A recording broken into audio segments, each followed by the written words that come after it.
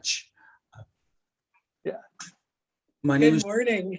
My name is Chief Patrick, and before Chief Patrick, I was known as the Economic Development Officer. Before that, I was known as the Community Liaison Officer, and before that, I was known as the CSD. What does CSB stand for? Community Shit Disturber. So Chief Patrick, you will appreciate this. I worked for a energy sector leader, and on my business card, she had, head of innovation, and then afterwards she had a GSD, and people used to say, "What does GSD stand for?" And she said, "It stands for getting shit done." Yes. And so an important part about this conversation is understanding the differences between the needs of Kanaka Bar. Okay? Step one. And people think that I'm 18 kilometers south of Lytton. So when we have conversations, we need to break the conversation apart. And at this moment, this is a conversation between the three of us about the needs of Kanaka Bar. And we can get into the needs of the village of Lytton. And we can get into the needs of Lytton First Nations, and we can get into the needs of the TNRD. That's three separate governments 18 kilometers north of me. Yeah. And they suck at replying at emails. Right? All the offers of insights and assistance, resources, people, time, technology, and money are falling somewhat on deaf ears. And that may be pride, that may be arrogance, that may be apathy, that may be, Jesus, I don't know what the fuck I'm doing. But regardless, today is, October 29th. Yep. So let's put it at 4 months. So I'm going to throw down a day, 120 days since ground zero. And there's been a lot of talk from the north, a lot. And it's devastating me because the reason why people get confused is I'm the chief of the Kanaka Bar Indian Band 18 kilometers south. We have hopes, dreams, and aspirations that have been on the go since 1978. We've realized those hopes, dreams, and aspirations through 100% reversal of the adverse effects of colonization. Don't tell everybody else that you can have a Indigenous community without children in care on and off reserve. Don't tell anybody else that you can have 100% graduation and 100% employment and 100% rent collection, because next they'll want to copy that. No, they don't.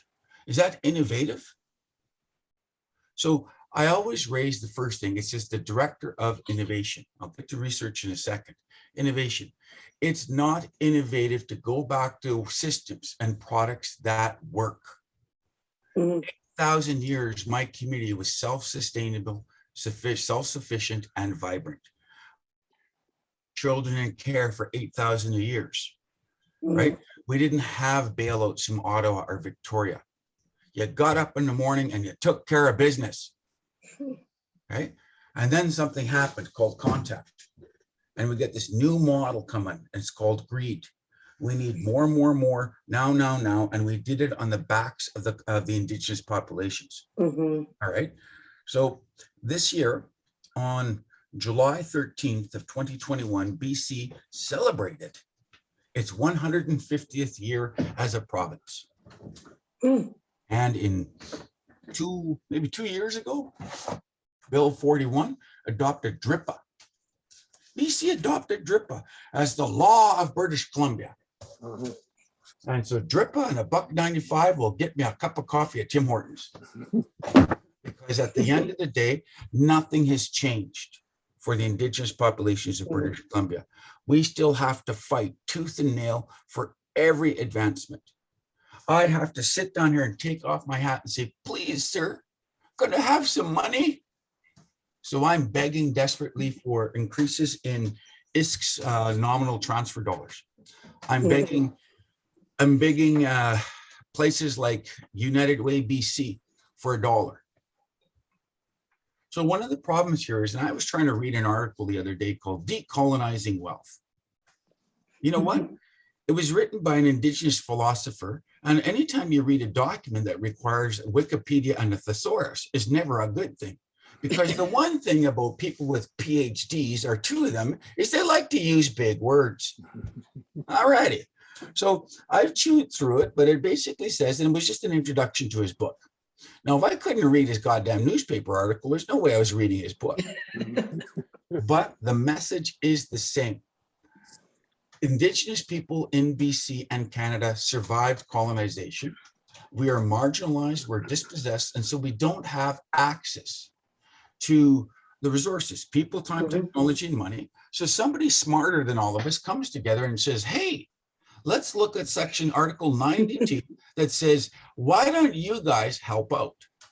Yep. So 92 is in a specific reference to a corporation. Now, I don't know if there's a reference to academic institutions, but let's use an example. A few years ago, something called affirmative action came out. That means if you self-identified as a minority, you might get a step up on the queue, whether it was employment or contracting and or procurement. And that's fantastic.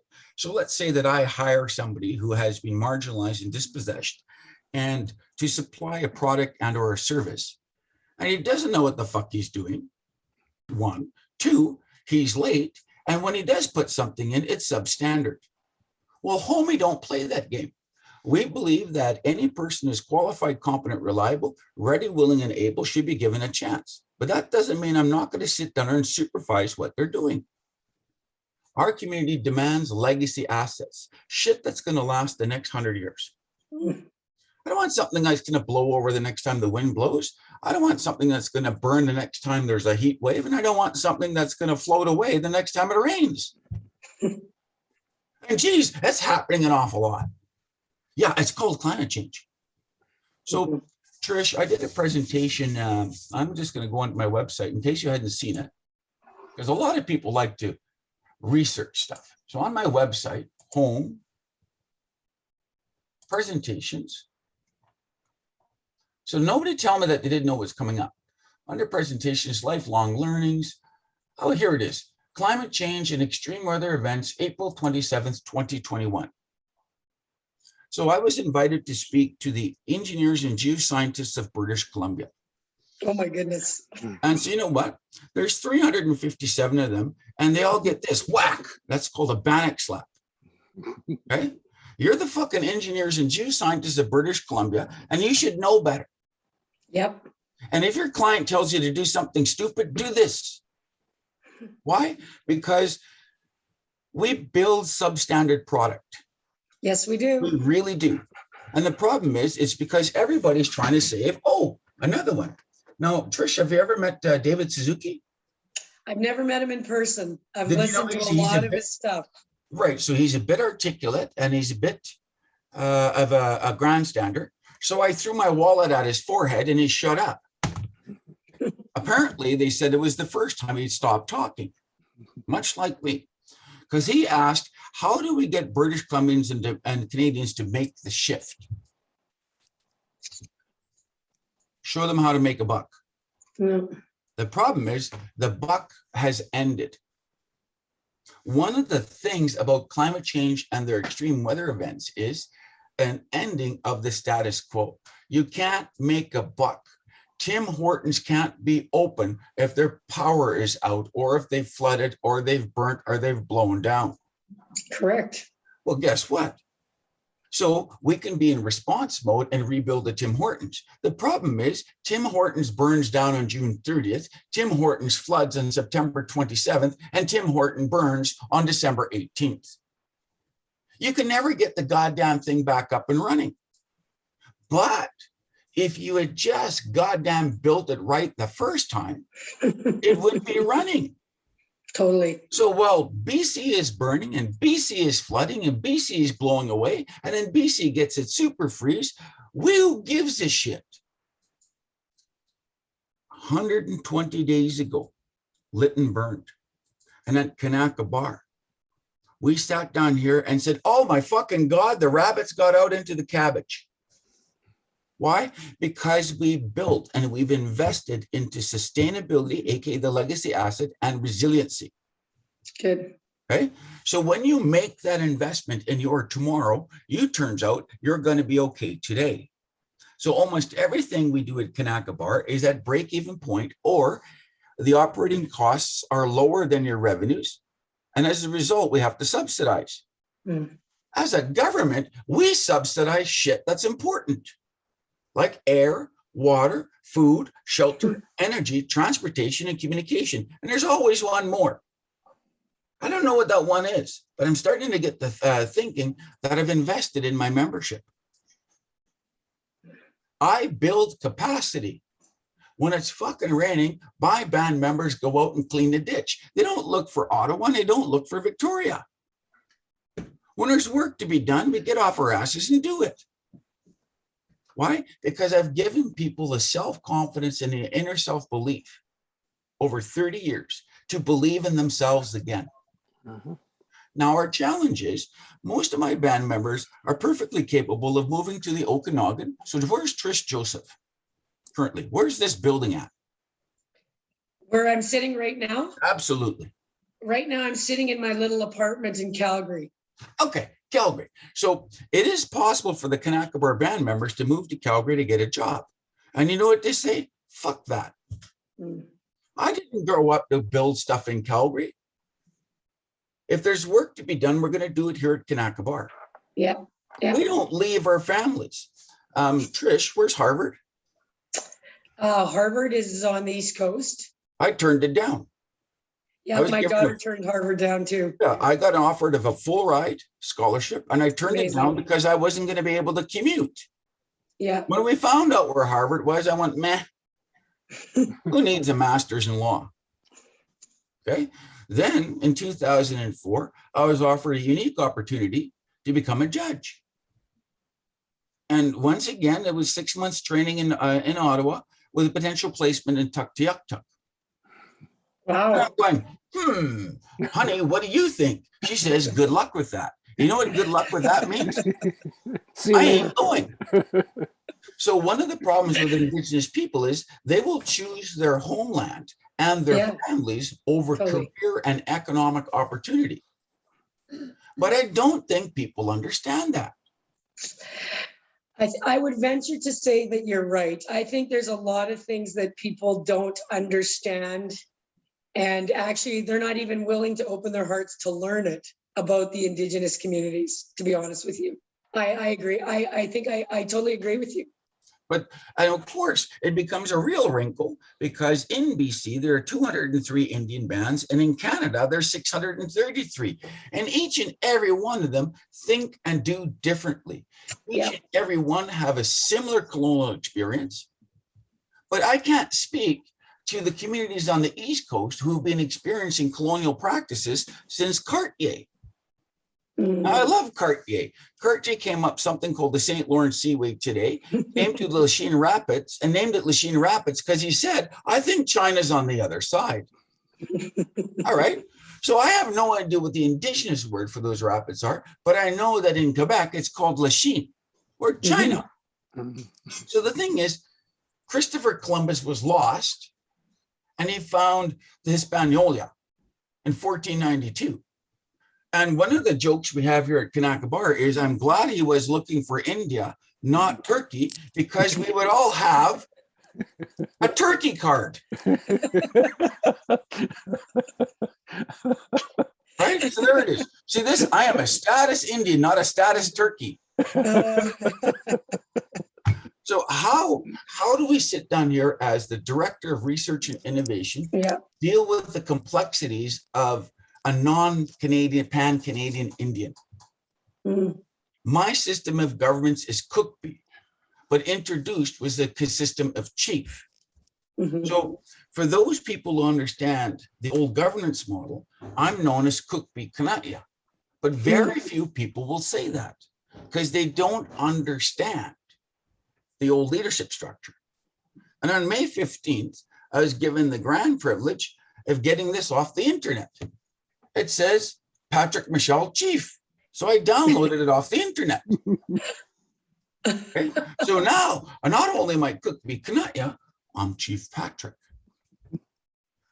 And if you notice, there's approximately 4 other people who refer to themselves as Cookbees. Now, and I find that interesting because Grand Chief Bob Pascal, Chief Matt Pascal, They are not called cook bees. They are proud of this. Hmm. And so tact and diplomacy is because, do you know what an Indian Act chief's jurisdiction is over? What? No, I don't. Only the reserve. When you are an Indian Act chief, you have decision-making over land and resource uses on your reserve boundaries only. When you're a cook bee, you have jurisdiction over your traditional Traditional territory. territory. Yeah. So that's what's happening a lot of times is people are get involved with notice, consultation, and accommodation. They wind up speaking to chiefs who actually have no authority over the watersheds. And again, that's what's happening up LNG, the whole Wet'suwet'en crisis. The Yeah. leadership is invested in the families, but they got agreements with the chiefs.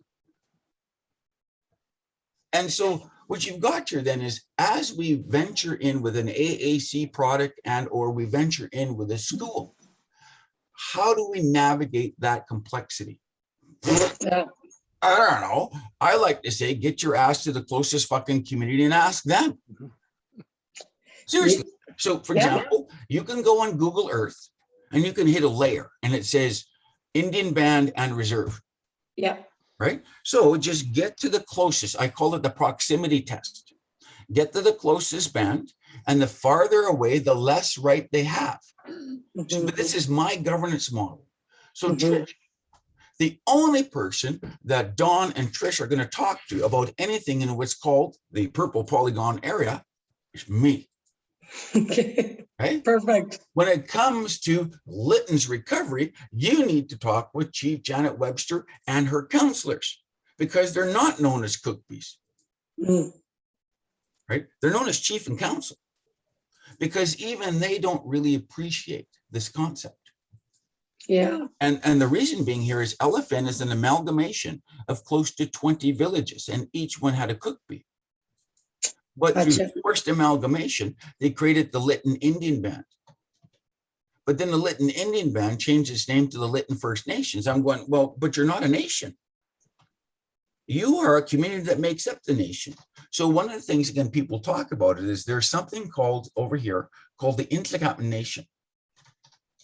And that consists of 69 villages that had 69 cook bees. Oh, But through in 1876, the Fed says, we're not going to do business with 69 different communities. So they forcibly amalgamated the Intlikapan communities into 15 bands. But Kanaka Bar is unique. We're not just Kanaka Bar Indian Band. We were never amalgamated. We actually were the Tlaklukton, the crossing place people. But they named us Kanaka Bar Indian Band. So my distinct authority was recognized. For LFN, they're confused because can the cook bee from Tukusap bind the community of Skaido? And so there's a lot of tension in there because Chief Janet Webster doesn't actually have the historical authority to commit other communities. Gotcha. So Lytton IR 18 is called Kamchin, okay? That had its own leadership group. And the right south or right north of it is Tukusap. And right above it is Skaido. So 3 separate communities, all within a 1 kilometer distance. Each one with 3 separate governance styles, forcibly amalgamated into an Indian Act chief and 12 councils. So some of the tension that exists in Lytton First Nations is they're fighting because they have 8,000 years of collective knowledge and governance, and they're still chafing under the imposed Indian Act. Right. So that's some of the tension. So Yeah. plus I don't think they know what they're doing, but hey, what do I know? Because if they did, you would have an agreement with them. So Trish, have you reached out to the Lytton First Nations to talk about working with them in the recovery and their short and long-term rebuild? Not yet. I haven't. I've talked to the mayor of Lytton. Yeah. And I've talked Jen! to Dawn. I have talked to the mayor of Lytton once. And I've How got the them fuck? gone. And how did you get a hold of the mayor of Lytton? Did he think you were offering money? No, actually, to be honest with you, Patrick, I phoned the mayor of Lytton. I got a hold of him because I picked up the phone because my home is in Vernon, British Columbia. Yes. And I was on alert, just like everybody else. I watched, the mountain burn down right across from where I live. And I was out in the Okanagan for a good part of the summer. And shortly after the fires calmed down, I actually picked up the phone. I Googled them. I picked up the phone and I said, you know what? I am in a position at a publicly funded institution that our mandate is to help community. That's what we do. We're not like a research university. Yep. Because we don't take IP and we don't spin out profit and anything like that. So I said, I'm in a bit of a unique position because I'm leading a division of this institute where the work that we do is actually to help community. That's what we've been stood up to do. Right. So I actually phoned them just to say, if there's any way we can help, let me know. You got his phone number? Yep. I'm laughing at you because you go on, try to get a hold of them through their website. It says this number is no longer in service. Yep. Okay. Simone Curry, who is some kind of a bossy person, is on stress leave. Oh, I don't believe it was Rebecca Anderson or whatever, basically didn't know what she was doing. Now, for example, somebody approached them and said, hey, we would like to offer help. And the response from Lytton was, guess what? This is VOL. We'll call him VOL. Please send us your proposal. I'm sorry. I own 104 acres of land adjacent to Lytton that has water, that has sewage, and it has electricity. Why don't you fucking tell me what you need? So as a result, the old mill site is uniquely positioned for recovery and rebuild, but they antagonized them because they didn't know how to deal with, hey, I'm here to help. Right. I'm a uniquely positioned individual who has a mandate to help communities. Would you like to have a conversation and see what that looks like? And so the immediate response for me was, Trish, I need people, time, technology, and money. Did I mention money? Right? And even if you don't have it, you could be a conduit or a bridgehead to people who do. But in order for you to put your name and your institution online, you need to have credible individuals you're dealing with. And after 120 days, those individuals have done fucking nothing but put up gates and security. There's a credibility issue up there. Yeah. So guess what? Did you see what the province did 2 days ago? Yes, I did. What? They what did they appoint? The secretariats, 2 of them. I did see that. Right. So what does that message? If you want my fucking money, we're going to put some people we're putting boots on the ground. All right. So that is an article from 2 days ago. So you got people secours, help. Bullshit. Yeah. There needs to be accountability and there needs to be action. Lytton First Nation has received boatloads of money to date. Yeah. Now, do I know that? No, I'm not a member of the Lytton First Nations. I'm not part of their government. I'm 18 kilometers south. But I do get the occasional email from people who are angry. $4 million on July 27th was given to Lytton. Not Village of Lytton, was given by the feds to be supervised by Mark Miller and Carolyn Bennett. So since July 27th, what has that Indigenous government done? Don't know.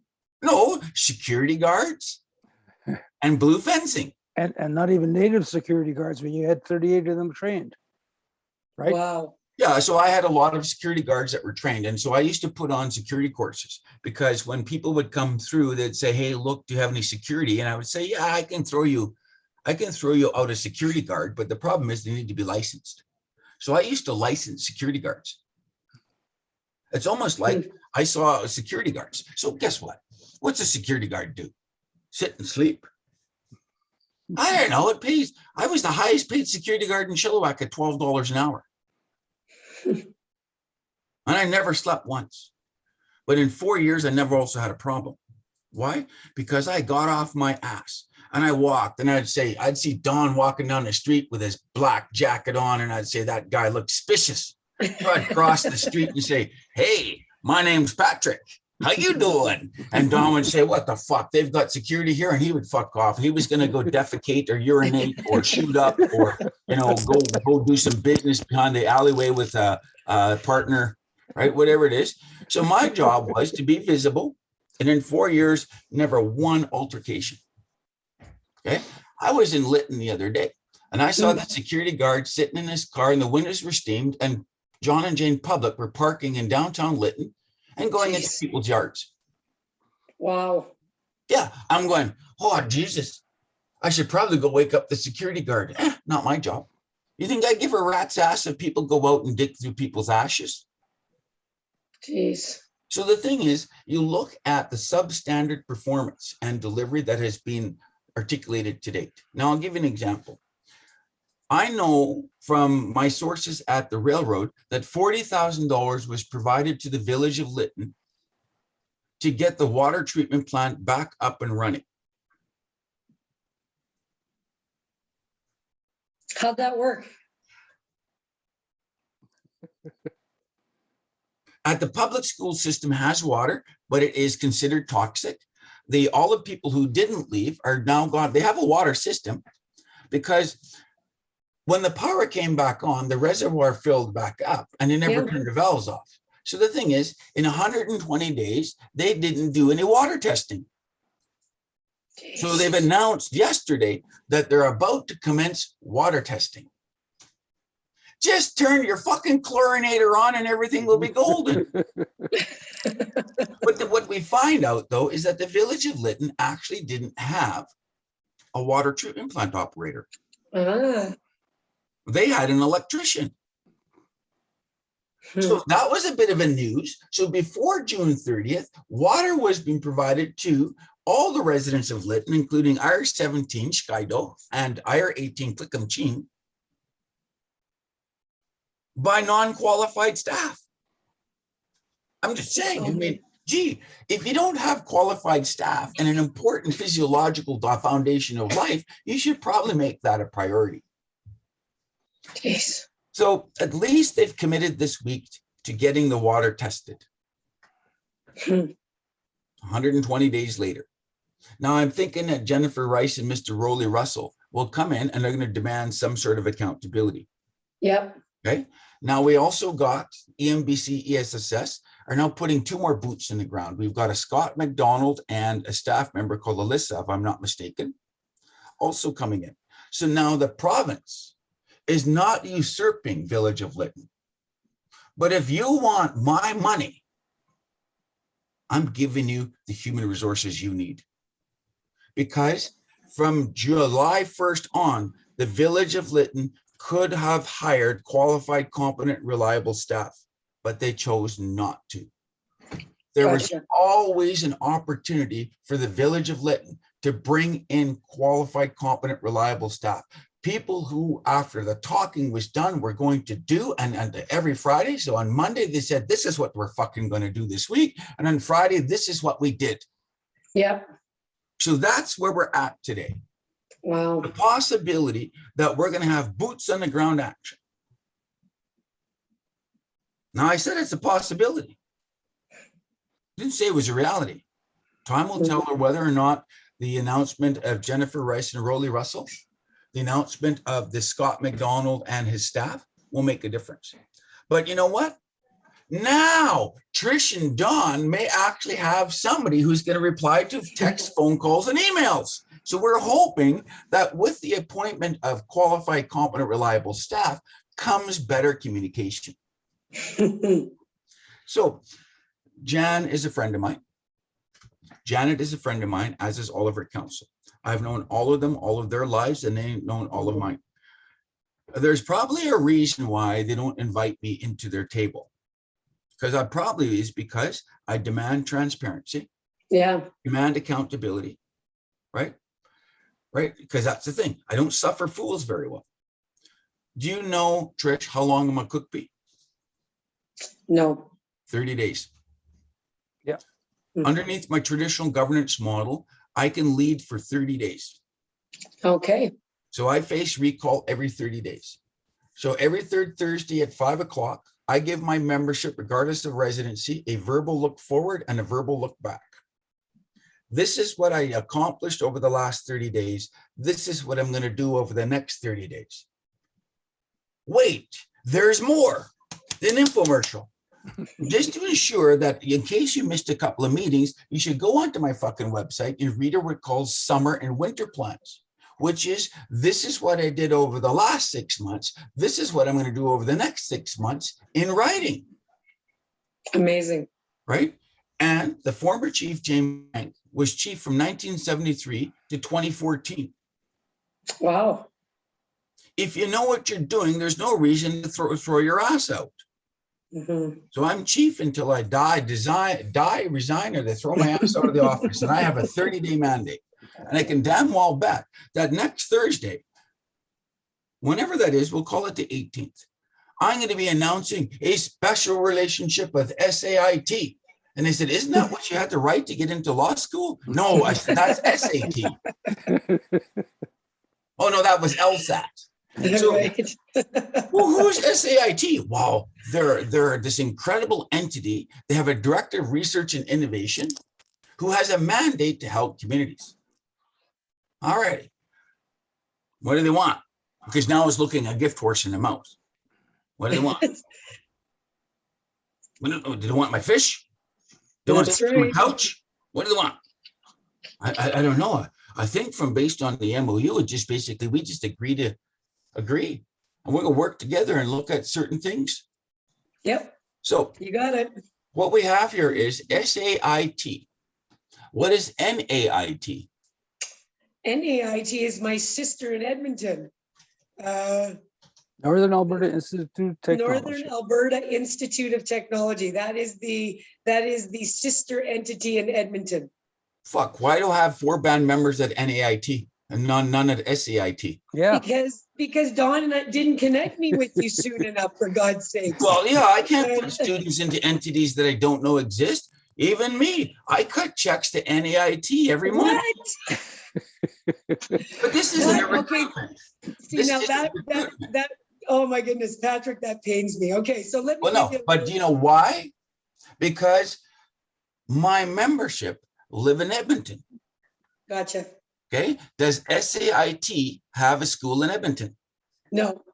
Well, there's probably a reason, because a person from Edmonton with kids is not probably going to go down to Calgary. Well, they may if actually NAIT doesn't have what they're looking for, to be honest with you. And I'm just saying is I can sit there and pull my education files, yeah. because the thing is, did you hear what I said? The Kanaka or Indian Band sponsors membership regardless of residency. I did. We don't give a shit where you're going to or where you live. We get care because you want to improve yourself and your family. So we have something called a Red Seal Millwright. Okay. So don't know what even that does. I keep thinking so she can make fucking flour. I don't think that's I true. just paid for her education. And apparently she used to work up Fort McMurray. She's running warehousing, all this sort of stuff. No idea what a Red Seal Millwright is, except Natasha Hanna is happy.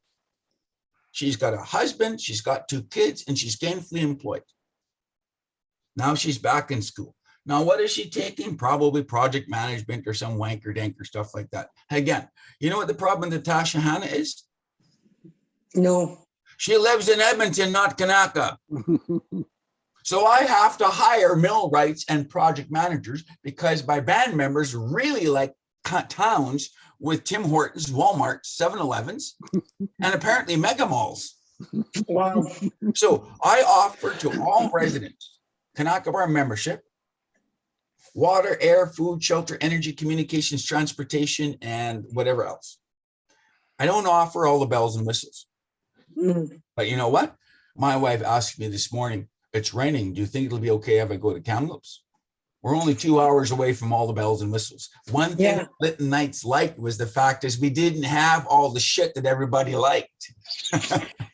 Now I'm we gonna have tell you, nothing. We have no grocery stores. We have no cafes. We have no post office. We have no pool. We have no museums, but we have each other. Yep. And with hugs and kisses, we shall endure. Yeah, And I'll we got to tell you believe what- that. We got to believe You know that. what, Patrick? The big city's overrated. Yeah. You know, it I- really is. I can tell you It's- this, that I would, in a heartbeat, be in the city. And you're just getting to know me. Do you think that if I was a member of the Squamish Band, that I would be cleaning toilets, or would I be up the top with Ian Campbell? I suspect that you would probably be at the top. You're damn right. Same as in Asuyas. I was raised to set the bar high. What you Mhm. believe you can achieve. This is what was handed down to me by my grandparents. So while she was oppressed and all that sort of stuff, she still believed that with good old fashioned 4-letter words like WORK, you reaped what you sowed. And Yeah, it didn't matter what Ottawa or Victoria said. If you had air, if you had water, you had food, you had shelter, you had everything you needed to live. What was Yeah. introduced in 1858, though, was more, now, me, fuck your children. yeah, So it's what true. we have here is two principles that are not even meshing very well. COP26 coming up. We're going to have 178 heads of states coming together, and they're going to talk about the need to reduce their GHGs in order to keep the global temperature from exceeding 1.5. Will they actually admit that they've blown that? And now we're looking at trying to manage the world temperature to 3? Absolutely not, because what the hell do I know? Oh, wait, at Kanaka Bar, we've already said that based on common sense and humanity, we're managing Kanaka Bar's land resources for a 6-degree change. Mm. So I need assets that can handle climate change's extreme weather events at the 6-degree level. We actually put it on writing. It's on our website.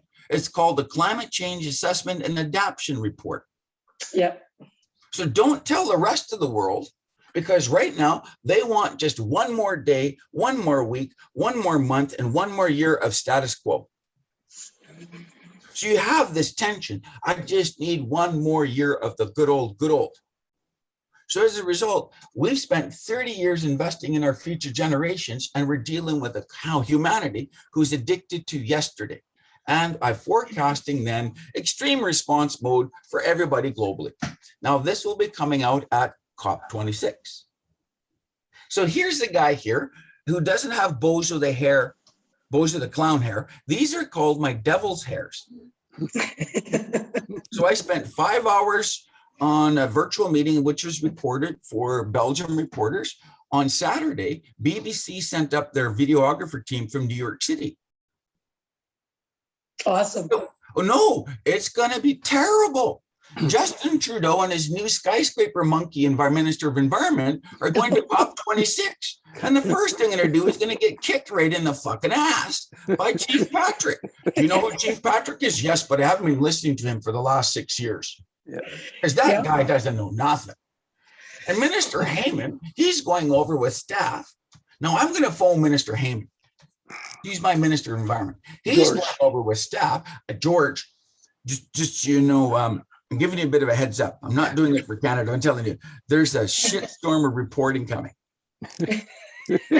Has to do with the fact that June 30th of 2021 was 100% preventable. But because everybody sat on their fucking asses, we burned. Yeah. So I'm involved in recovery. Now, look, Trish, did you know that I have now certified a potable water treatment plant that took 2.5 days to set up? I didn't know it took No. 2.5 days to set up. That's all. But God Amazing. forbid the 633 bands in Canada actually phone this fucker and say, hey, can you set one of these up? They were just issued $2 billion 6 weeks ago. So saying, so sorry about your potable water supply. Good I know luck. it's ridiculous. So his system is used in China on the most polluted rivers, and his system is used in Central America on the most turbid rivers. But they won't I'd like to allow him see into a Canada. system. Huh? I'd like to see that system because that would be very interesting. Right. The director of research and innovation at Sait would probably want to know this. Totally want to know that. Well, here's one. So tell me who Rizzo is. I don't know who Rizzo is. Rizzo is the UBC fucking water branch. They get $5 million to build shit that don't work. That's probably why I don't know who they are, because typically we know the people that are doing things that do work. Oh, So now that I like that model. So we want to do business with people who, what Know does what's your old happening. business card say? yeah, get shit done. Yes, I'm going to make a note of why, because precisely. So Actually, Patrick, you'd be very interested. We're actually working, right now, there's lots of things I could talk to you about, but one thing you'd be really interested in is we are working with a group out of Japan that has the world's top energy management system for disasters. And it's an electric vehicle to grid system where the cars actually provide all the energy in a massive disaster. And you know what's crazy about this? This company white labels this technology all over the world.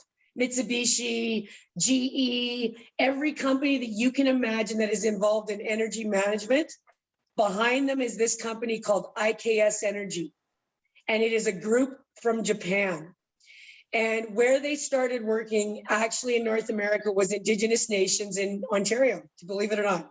The very first place that they put any of this technology in Canada was actually with an Indigenous group in Ontario. And it was with Chief Isidore Day. And you know what you're telling me? You're telling me that Indian bands come across the horse, they adopt it. Indian bands come across the wheel, they adopt it. Indian bands come across the cell phone, they adopt it. Turns out that Indian bands aren't afraid of technology, despite everything you can say about change management and adoption curve. Why? Because Indian bands who can see the benefits forward looking are going to make that strategic investment. Yeah, and Patrick, it's interesting. Like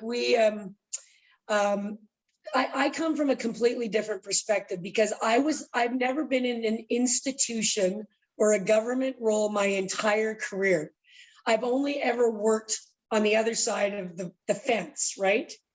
So it's an interesting position to be in because you see things completely differently than everybody else that has been socialized by the cult, as I call it. Yeah. And it doesn't matter whether I call it learned behavior, but okay, the cult works for me too. Kind of like a band, but literally, when you spend your entire career in government, you spend your entire career in post-secondary institutions, you spend your entire career working in the energy industry or the healthcare industry, or it doesn't matter what vertical you're in, you become socialized by that. That's what you know, that's how you behave, that's what you do. But I guess I'm one of those people that didn't do that. I've worked in 6 industries. I've gone all over the map. I've worked with big company, little company. I've failed companies. I've raised companies, and I've done everything in between. And now I'm working for institution. Now I actually felt compelled by the opportunity of the perfect storm to say, in your world, it's the creator. In my world, it's the Lord. This is what I need to do. This is what I'm being called to do. I need to go here because there's something sitting in front of us that is going to allow us to make huge impact on humanity. And this is where I need to go. Right. So that's why I went. So Trish, tell me your understanding of the adoption curve. The adoption curve of technology? Whatever the fuck. You can use technology, you can use anything. You are the minister, you're the director of research and innovation. So let's use technology. Okay, so in what context? Because there's a whole bunch of different contexts with regards to an adoption curve. All right. So again, you're the first person who challenged me on it. Why? Because now you know about it. So that's the first thing you're telling me. First and foremost, let's use an example. Dawn, you were here on October 21st, and we cut a ribbon on a brand new building called the Kanakabar Indian Band Community Center. Mm-hmm. So it is powered by the sun. The energy is stored in batteries. So if the power goes off, air, water, food, shelter, energy, transportation, communications, and again, missing one. exist. Yeah. Covered, all It's covered. not innovative. So we had people mean mugging Tesla batteries. So we have a giant solar project powering Tesla batteries. Yes, it's connected to the grid. But if the grid goes down caused by wind or fire or landslide or ice storm, my community center will stay lit. Yeah. So Yep. it's not innovative because it's using technology exists. What wasn't innovative was this brand new product called aerated autoclaved concrete. So one of the challenges is the building is constructed with what are called Barker board. Yep. Or a substandard. So it is basically 8 inches wide and it's a concrete board. So in theory, it increases the thermal rating of the building. Yep. No, because every fucking building with Barker board and lit and burnt. So something's wrong with that building and that product's thermal rating. Yeah. So one of the challenges for AAC is, does it truly not fucking burn? So I watched John Wright sit down here and he held up a piece of AAC that was 1/2 an inch thick and he put a blowtorch on it. Yep. For 10 fucking minutes. Yep. And there was no heat transfer to the other side. Yep. Yep. Okay. So he's proving in the old informational world thermal rating. Now I sent you and Dawn, okay, look, so you have this product called AAC. Okay. We need to determine accurately. So it's great that John can sit down there and put a blowtorch on it. Yep. Totally. But we need people like SAT to take this shit and run it through a grinder. What is its true thermal rating? So Patrick, you will be happy to know that right now in our green building technology area in my division at Sait, we are testing 20 products like that right now, not just one. We are testing multiple products like this, and that's exactly what we do.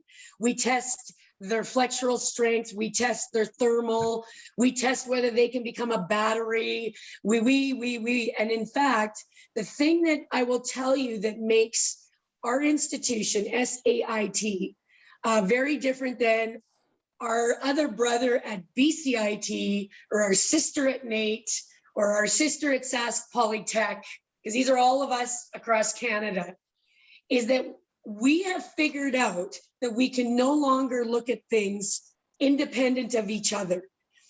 You can no longer look at a structure without understanding things like water, energy, air, the environment. It's about the mass integration and intersection of all of these things. Yes. And of course, that's a lot of testosterone. Well, but it's true. Because in fact, when we look at the future of a sustainable, resilient community, what you're talking about, we need communities that are going to be here for 100 years. You can no longer look at, you can't look at these things in isolation. Right. So have you been to Fort McMurray? Of course I've been to Fort Since McMurray. the fire. Of course. I haven't, but what I heard was a hodgepodge of reconstruction. It was terrible. This is what I'll tell you the reality. Here's the reality. The reality is exactly what you described. Everybody is only concerned with number one, themselves, and number two, power, and number three, greed and money. And so they don't actually look at things in a holistic way. And it's happening all over Alberta. The government is promoting it, for God's sakes. Yeah. And so here's the problem that we all have is that, it's always the almighty dollar that gets in the way of actually good decision making, right? And what actually needs to happen for communities to build a resilient, sustainable community of the future. So here's where people like me, in an institution like I am, where we don't take IP and we don't make a profit. And that's very important because institutions that do take IP, greed gets in the way because now they want a piece of the action. They want a piece of that, right? Yeah, good. Everybody wants a piece of the action. So here's the piece of the action for an entity like Sait is we just want to keep our people and we want to keep delivering results to the community because that's what we've been freaking stood up to do. We're an applied research polytechnic institute in Canada, and we're all the same.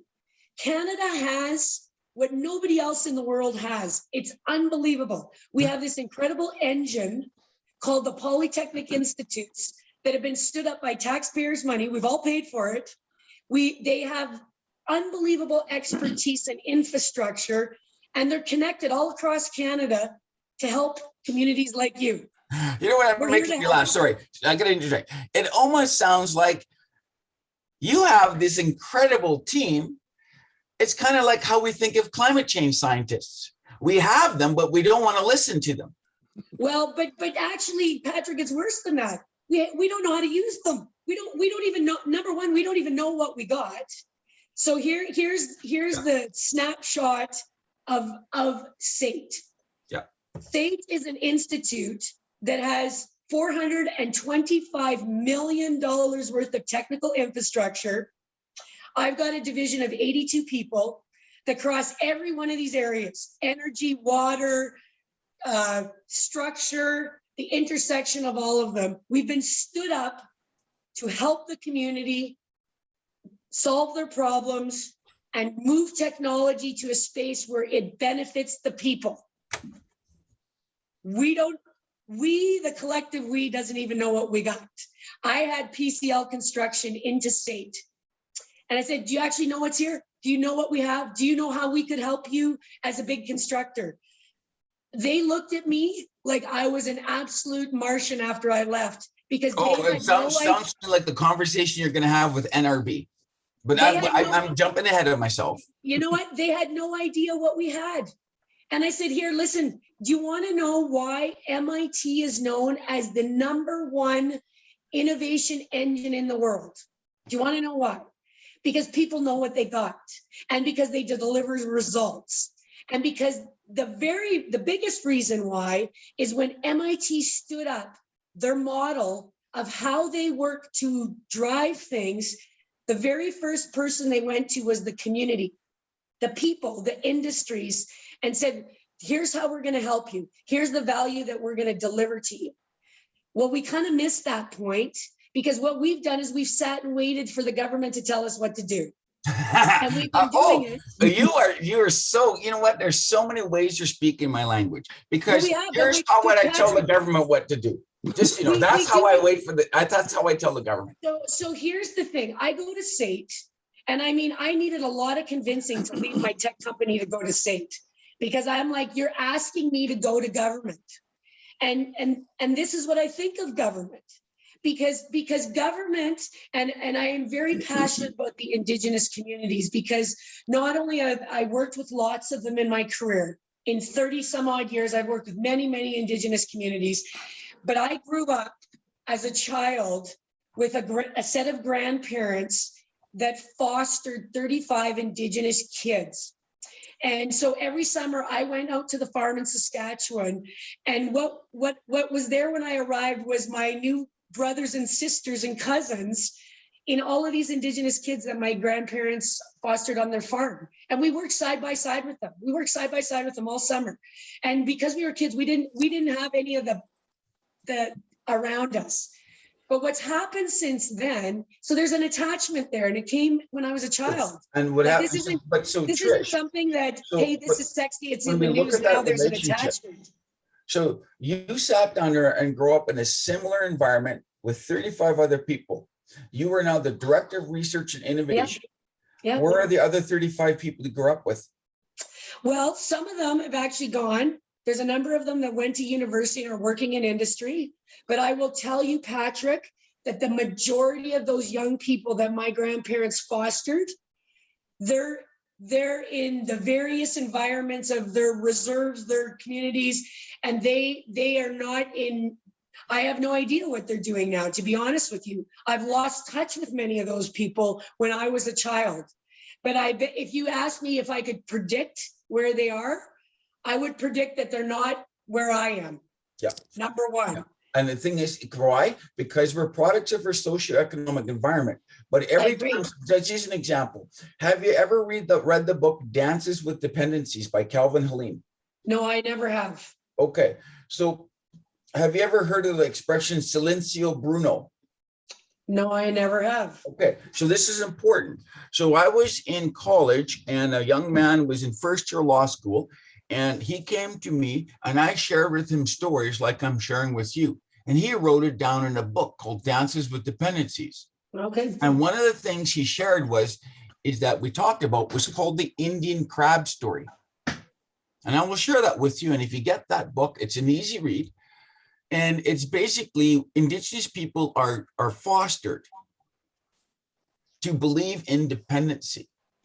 Okay. So how do you break dependency? So thus the book Dances with Dependencies. So in the Indian crab story, the greatest enemy of the Indigenous populations of Canada is the mirror. So Interesting. here's the situation. So a man is walking down the wharf and he sees two shipping boats. And on the left, he sees all these crabs. And the lid is off and the crabs are all sitting in the bottom waiting to be harvested and eaten. And on the other side, the crabs are getting off the goddamn latch. They're fucking falling out. They're falling into the water. They're running down the wharves. And the owner of that trolley is running around. And he's trying to throw the crabs back into the pots. And he's exasperated and he's frustrated because he's lost control over his crabs. He spent so much effort getting his crabs. So the guy finally says, I need to know what's going on here. So he goes over to the guy whose crabs are all sitting in the bottom of the box. And he asks the guy, what kind of crabs are those? Well, they're Indian crabs. What do you mean? Every time one of them tries to get out of the box, the rest pull them back in. So we don't believe in ourselves. And every time we attempt to improve ourselves, we fucking latch out and we attack the very people. Yeah. Okay. So it's a powerful story, but it's just a story. So I grew up in a house without electricity. There's no running water. And of course, there was the toilet down the hill with a grandmother who barely spoke. And with a mother who spent her entire life working in the entry-level positions as a cook and a chambermaid. So she was supplying the financial needs for 17 people because my grandmother was extremely frail as a result of TB. And when I was 18 years of age, I was down at Main and Hastings, and I was eating a T-bone steak at a place called Save On Meats. So Calgary's got a bad part of town, Edmonton's got a bad part of town, and this steak is good. And it came with coffee and dessert. I said, this is a good dinner. And I'm reading the province paper, and it says, the lights of the big red W shine down on Skid Row. Fuck. I'm in the bad part of town. Second epiphany. I spent 18 fucking years looking for the impoverished Indian, and it turns out it was me. Why? When you have physiological foundations and system stability, you actually are the richest person in the world. Because you don't need more when you have this. Remember, people in love. So it's a sort of exaggerated Maslow hierarchy of needs. Yeah. All right. So I'm just smiling away to myself, going, that was quite the epiphany. Just saying. So I was aware of the lateral violence, mental, emotionally, physical, and spiritually, that we do to each other on reserve. And by age 8, you know what I said? I learned a really cool word. No. You want some alcohol? No. You want some drugs? No. Can I put something up your ho-ho? No. And guess what happened? The world didn't end. They just moved on to the next person. So what happened was, if you can understand what the two gifts of a creator, not the creator, whether it is Muhammad, whether it is Buddhism, whether it is indigenous creator stories or Jesus Christ, a creator gave us two gifts, life and choice. And by age 8, I learned the power of choice. And for colonization, they basically attack the power of choice constantly. And that's what I'm saying is we have learned behaviors. They're mental and they're emotional. I need a smartphone. No, I don't. I hate the smartphone. But because I'm the goddamn chief, according to this card, right? I need a smartphone. Now, dawn phones me every night. It's like And what happens is, like religion, Sunday mornings at 10 o'clock, dong, dong, dong, dong. Hey, Chief Patrick, ready to do a daily debrief? And you know what? I'm always outside puttering around. Now, and I wanted to key into another word. You said holistic. So you know what an organizational chart looks like? I sure do. I'm Right. in the midst of breaking mine apart. This is mine. Yeah, should be that. You know what? Patrick, you will be really happy to know yesterday I had a team meeting and I showed them the new organizational chart for our division because we have about 80 people in our division and it was 6 circles. And I said, I can't really show you this because it needs to be in 3D because guess what? The circles move. And oh, by the way, the circles interact with each other and they overlap and they go in and out like this. Why do we need to? So we go to MBA school to say that there's got to be a boss at the top and a peon at the bottom. So the same thing. And I love, and what happens is, so I created the organizational chart so that people at the one level can understand the hierarchies, the separation of business and politics, decision-making from implementation, social programs and profit centers, and also minimizing the liability. So when my corporations are driving around with backhoes, the chief don't get sued. Right. Right. And when somebody runs over somebody's toes, hauling the garbage to the dump, the social worker don't get sued. Right, so we created the MBA vertical chart, right, to highlight the separation of these 4 important things. Yeah. On the holistic side, membership choose their cookbees choose their managers choose their staff, and then, right, and then the staff work for membership. Right. Circular. Yeah. Okay. Amazing. So it's very easy, or is it? If it was easy, everybody would be doing it. It's kind of like Jesus, MIT, right? SIT. So what I'm very interested in, and when I'm just looking, I'm just going to turn my phone over. It's just my wife was still going to Kamloops, but again, they're closing the highway as a precautionary measure at noon. Oh, is it because of snow or is it? No, because after a forest fire, you get hydrophobic soils. 1, there's no more soils, and 2, what's left has glazed. So this rain that we're experiencing is going to come off the mountain. Yeah. So we're raining right now. Oh, so boy. I lied to my wife and told her it'll be safe to go to Kamloops. But I love the precautionary approach that MOTI is doing now. So since the fire, Highway 1 has been closed 5 times, 3 because of slides, 2 because of precautionary, and there's been 1 derailment. Really? Gee, how can we fucking rebuild Lytton if the highway's closed and the trains are falling into the river? Honestly. So what we have here then is you probably shouldn't build buildings and supporting systems. So this is the incredible thing about SAIT. Now, I sent you a slide deck off the website. So in the slide deck, I asked you, hey, look, what can we do with SAIT? Because I'm so far fucking ahead of the adoption curve, it doesn't apply to me. The adoption curve needs to catch up, buddy. Yeah, in many respects, you're absolutely right. Sure. So let's use an example. I need $8 million to build a toilet in the middle of nowhere. Now, apparently Patrick's potty needs a little bit more PC. So we've rebranded it as the Must Stop Rest Stop, an oasis in the Fraser Canyon, where air, water, food, shelter, energy, transportation, communications, and again, I'll add the rest afterwards, is guaranteed for an entire fucking region and anybody who passes through or can get there. But don't tell everybody that you can actually have resiliency centers on major transportation corridors. So if the road is closed, where do the people sit? Yeah. If the road is closed, where do people eat? If the road is closed, where do people get onto the Wi-Fi or phone their mamas? Not in BC, but it is possible at Kanaka because we bought the land, we've cleared the land, we're engineering the water lines as we speak, and at the site, it will involve massive amounts of hybrid wind, solar, and hydro, powering a massive amount of battery storage so that when the grid goes down, you can still charge your electric vehicle. Mhm. So if the road is open, but the power is off, how are you going to charge your little Hyundai or your Ford Lightning or your Colorado, whatever the fuck they're coming out with?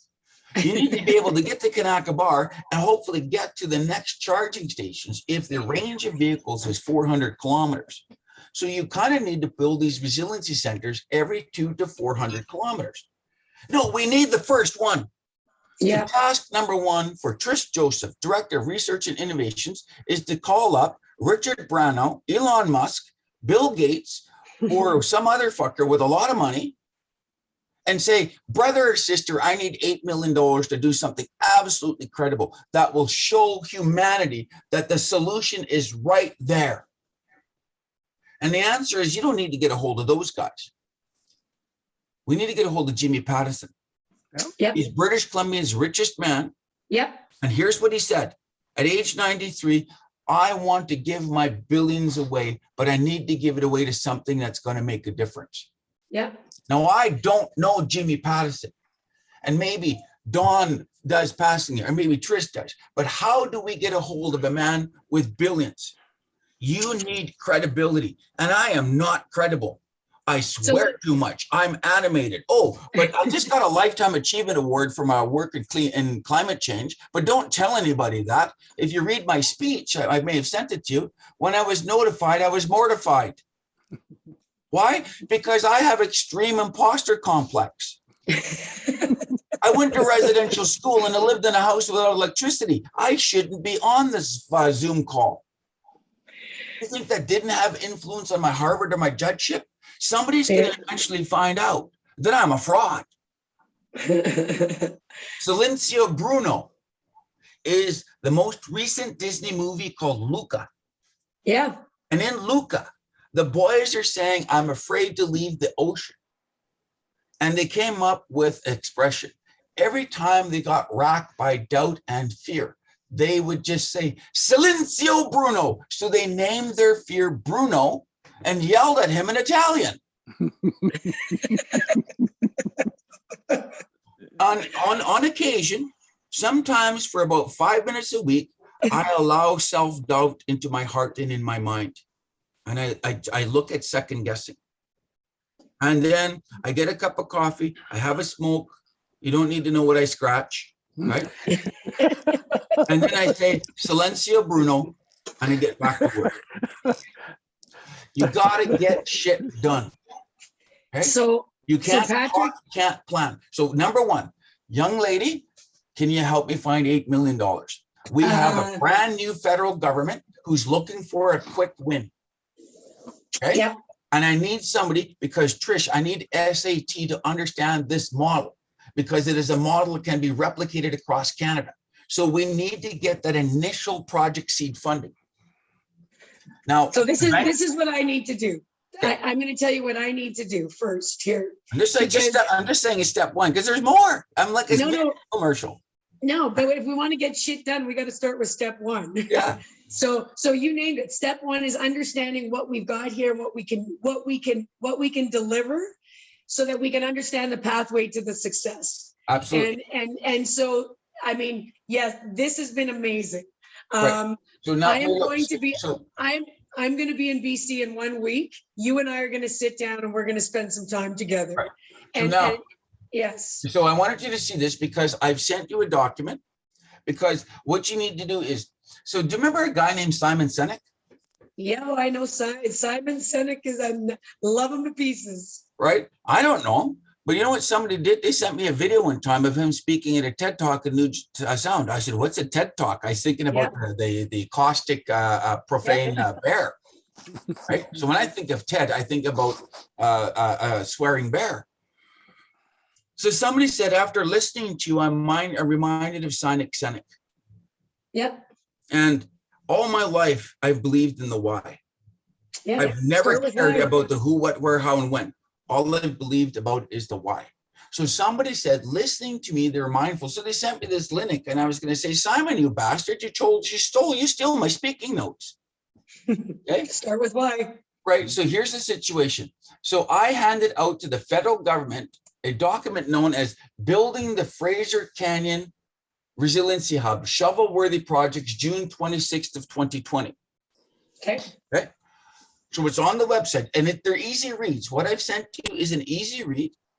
In this document, I projected the need for $24 million to guarantee an entire region of British Columbia resiliency. Mm-hmm. Sustainable legacy assets that are resilient to the extreme weather events. Okay. Yeah. And without grants, I'm still doing it. So Patrick, let me ask you. I ask you a couple of quick questions here. Yeah. Who have you engaged like me to have these conversations with? I send it to my MP and my MLA. Am I supposed to find somebody else? I don't know who to talk to. Because the problem is they're on the other side of the fence, right? I didn't know that. I believe in my system. Seriously, am I naive? I believe that my government cared. Well, here's the thing is as I told you before, everything's broken, including the government, and our drama teacher's not doing that good of a job, to be honest with you. So here's the thing that's really interesting about getting shit done and getting money to do shit, to get shit done, and worthy stuff, right? Because our government spends a ton of money on stuff that doesn't have any impact, doesn't make a difference, and why do we put it there in the first place, right? Right. So what's interesting, there's so many things that need to kind of line up, but much of the most important things we need to line up to get shit done is a lot of times is timing and people. Yeah. And so time, technology, and money, got it. Do you see how the money is at the bottom of my water flow? Yeah, for sure. But I mean, it's timing and people. It's people that get shit done, right? And it's being able to connect the dots. So here's the reason that I asked you that question, because right now there's an entity that was stood up in Interior BC about 2 years ago called the Okanagan Sustainability Leadership Council. That independent entity, which is a nonprofit independent, it's got a really big ear directly to government, but it's also got a really big ear to guys like Jimmy Pattison. And when you talk about how do we get to a Jimmy Pattison, how do we get to the guy that can write the check and wants to do it for the right reasons. Sait just had a guy named David Bissett write a check for $35 million to our institution.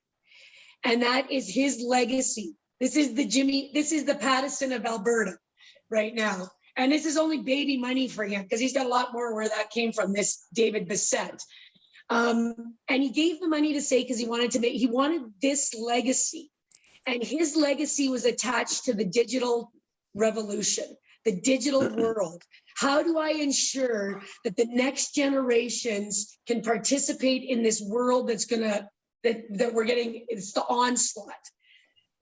So he gave that money because he saw the connecting pieces coming together that could deliver the solution. So here's what's interesting about you. This is why I love this conversation. And Dawn, I will be forever grateful that you introduced me to Patrick, because Patrick and I are going to be lifelong friends. And crazy though. We are. You and me are.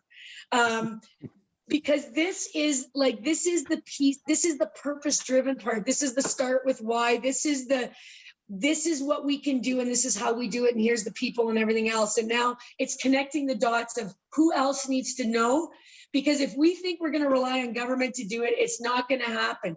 Can we get government to help us? Yes, we absolutely can. And Patrick, about a month ago, once I kind of got settled at Sait, because I've only been here 4 months, I went to visit a First Nations community called Frog Lake First Nations. I saw their name on a document I sent back to. So there's an amazing young guy at Frog Lake. His name is Clifton Cross. He is a visionary young man. He built a 17-step 30-year plan for their nation for complete sovereignty. And it was enter the energy world because they have all these energy assets.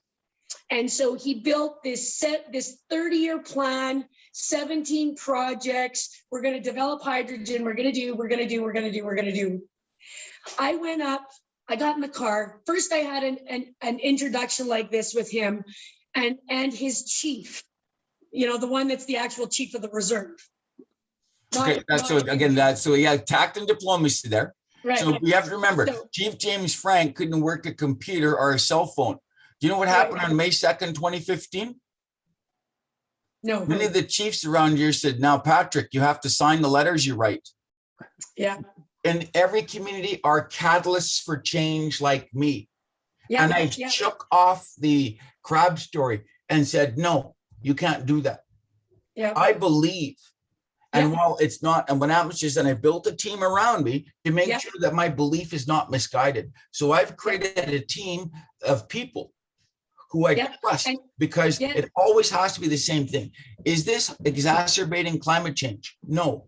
Is this harm reduction? Is this harm reversal? Is this going to generate sustainable and resilient physiological foundations for my future generations? So they believe in that dream. So it's very easy to say no.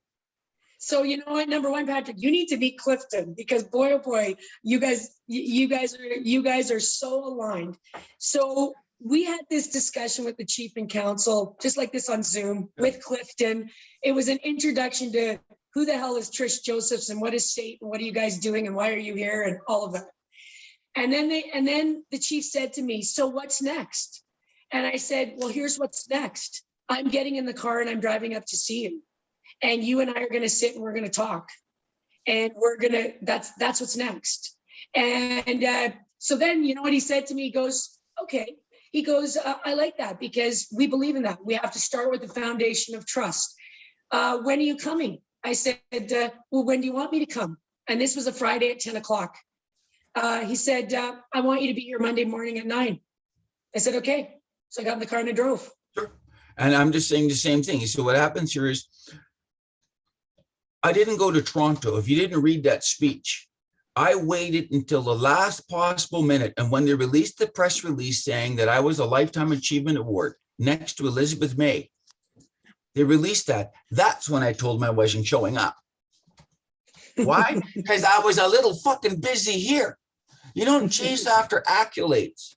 So for the first time in the history of Clean 50, they allowed me to do a virtual speech. Okay. Minister Jonathan Wilkinson of the Minister of Environment was in the room. He's now got a new portfolio. Yeah.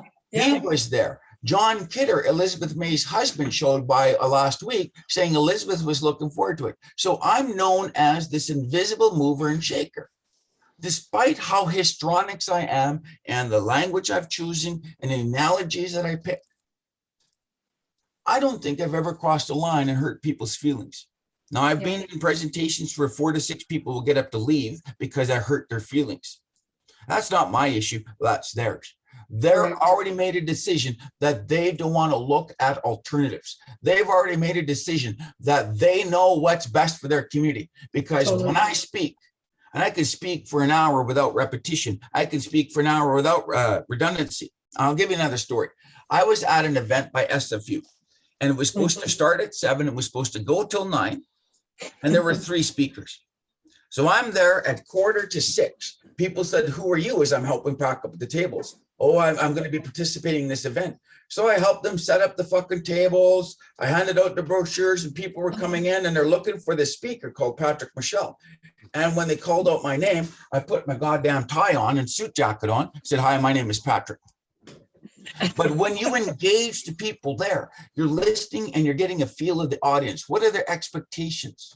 Because I can taper my story to the needs of the audience. But here's the other thing that happened. They called out the other 2 guest speakers who didn't make it. So they looked at me and they said, Patrick, and I said, yes. Can you stretch it out? We went till 11. 11. Why? Because you tell me if it's 5 minutes or you tell me if it's an hour, and baby, I'm going to deliver. And everybody's going to believe. Everybody's going to go out and say, I want to screw the government.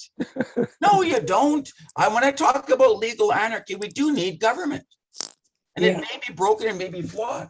I've got this brand new book that Jody Wilson-Raybould sent me called Indian in the Cabinet. It's autographed. It's to me. Yes. I'm not going to read it. It's not that I don't want to. Trish, I still have to believe in my federal government. Yeah. But I need people like Trish and Dawn to say, guess what? You give them the opportunity. If they bite, great. If not, you still have to proceed. Absolutely. But here's my funding model, Trish. I will build it, and you give me the money after COD. What's the fucking risk to Jimmy Pattison? Nothing. Yeah. I have about $8 million in the bank, and I can build the must stop rest stop. The problem is, if I use all that money, then I won't have that cash in the back. It's non-collateralized. Nobody owns it. It's just $8 million sitting in the bank. Don't tell everybody else, right? Jesus, because they all want a distribution. Oh, by the way, how do I survive every 30 days if I keep telling my membership, can I have free money? I said, no, you should join an Alberta resource-rich band or transfer down to the United States to the casino band. We don't do distribution. Would you like a job? Could you just tell me no? Yep. All right. So when we look then is, who have we engaged? It's a weak part of my game. I am a terrible advocate. I don't know how to kiss ass. I spend so much time kicking it. And I don't know how to shake the hand that feeds me because I spend so much time biting it. But one of my presentations says, but if the hand isn't feeding you, how can you be biting it? So I am challenging my federal government to do something different before it's too late. John Horgan and I will be having a meeting in about 2 weeks, as well as every sitting minister. Minister Heyman crosses the street when he sees me. Minister Donaldson would cross the street to avoid me because I challenge people. I make them uncomfortable because they're addicted to the status quo. The number one minister who hates me the most, and I use hate is a funny way, is Minister Bruce Ralston, the man responsible for energy, and innovation in BC, because all he can think about is maintaining the status quo. He will not create a diverse, smaller scale renewable energy sector with battery storage because Site C shall provide. Next, I asked him, he said, in Canada, are the raw materials to manufacture solar? Will we subsidize solar manufacturing anywhere in BC and Canada? And he said, China shall provide. Oh my Lord. Yeah, no, seriously, this is a conversation. He said, will not. My government will not investigate solar manufacturing because we know that Turkey, China, and Mexico make solar panels. So we do not need to manufacture solar panels in BC and Alberta. He said that recently, before COVID or after COVID? 2 years ago. He don't return my calls no more. It doesn't matter. He doesn't care. The shortage will go away. We shall recover from the pandemic. So I said, they said, okay. So then I asked him, I says, okay, I need the BC Beaver. Again, Freudian sort of thing. So he's looking at me and said, okay, what are you going at now, kid? I said, look, if we're going to mass transition into electrification, we cannot be depending on others. We need to subsidize and set up electric vehicle motor manufacturing. We need a Canadian car. We're getting it. No, he said Tesla shall provide. So Patrick, I can tell. So I can tell you that the Alberta government, I was on a meeting with the Alberta government 2 weeks ago about Alberta setting up manufacturing for vehicles for a whole bunch of things. So that might be BC, but here's one of the cool pieces of this is one of the challenges that we've always had in Western Canada is always competing with ourselves. And I mean, you talk about Alberta. You can't compete. We have to be in the same boat at the same direction with the same damn oar. But one of the things we learned is silo is the way forward. But so you know what, Patrick, and here's my thinking around this. The only way to actually to move the dial is by simply doing it. And this is where you know what, we like literally we get together, we say, yeah, you know, Sait's an Alberta entity. Yes, you're in BC. No, but you know, I don't give a shit. I care about the fact that you have a mandate exactly. to help communities. I do not see Exactly. Albertans. You know what I see? Exactly. I see Canadians helping Canadians. That's exactly right. I do. And I've so, never seen isms. We're raised in a world to create difference, but I was raised So- in my world to not see difference. I don't So- care about your race, your age, your sexual orientation, your religion. What I care about is that if you're qualified, competent, reliable, ready, willing, and able, I want to have a relationship with you, and it'll be professional, it'll be objective, and it'll be mutual. so Patrick, there's a few key individuals in British Columbia that actually are really decent people. They are highly motivated to make a difference, and they are in positions that actually can help to move the dial and connect all these things. It's what you're talking about. It's that advocacy and understanding how to navigate through the system. And because I straddle the two provinces, my house is in BC. Right now, I'm working in Alberta. I'm gonna have some vacancies this way. I have some vacancies coming up in October of 2022. Just so you know. That's perfect. Well, funny that you should mention that, because I sit on this crazy Net Zero Valley committee for the Okanagan Sustainability Leadership Council, and every single person says, when are you going to be living in Vernon permanently? And I'm like, well, right now, believe it or not, I've been called to do this work. And this work is actually breaking down the silos of what we freaking got right now, which is Alberta and BC and this, that, and the other thing. So I'm actually very excited about this, because this gives us an opportunity to do something that I think would be enormously helpful for you. And that is bringing a few of the individuals in BC that actually would be huge advocates for you together under the umbrella. But you need to understand is they need to believe. Well, they do believe already. Patrick, a lot of them do believe what you're talking about. But how? But maybe they believe in the theory, but do they want to believe? Because what happens is, in order to survive my terrible childhood, I had to create this person that you're experiencing. Yep. Right? I'm a broken introvert hiding as an extrovert. The concept is I shine so bright you can't actually see me. Maybe it's Freudian. Or maybe it's that fraud complex, but you need to understand this. By being me, people don't know me. Having said that, when people know me, they know everything.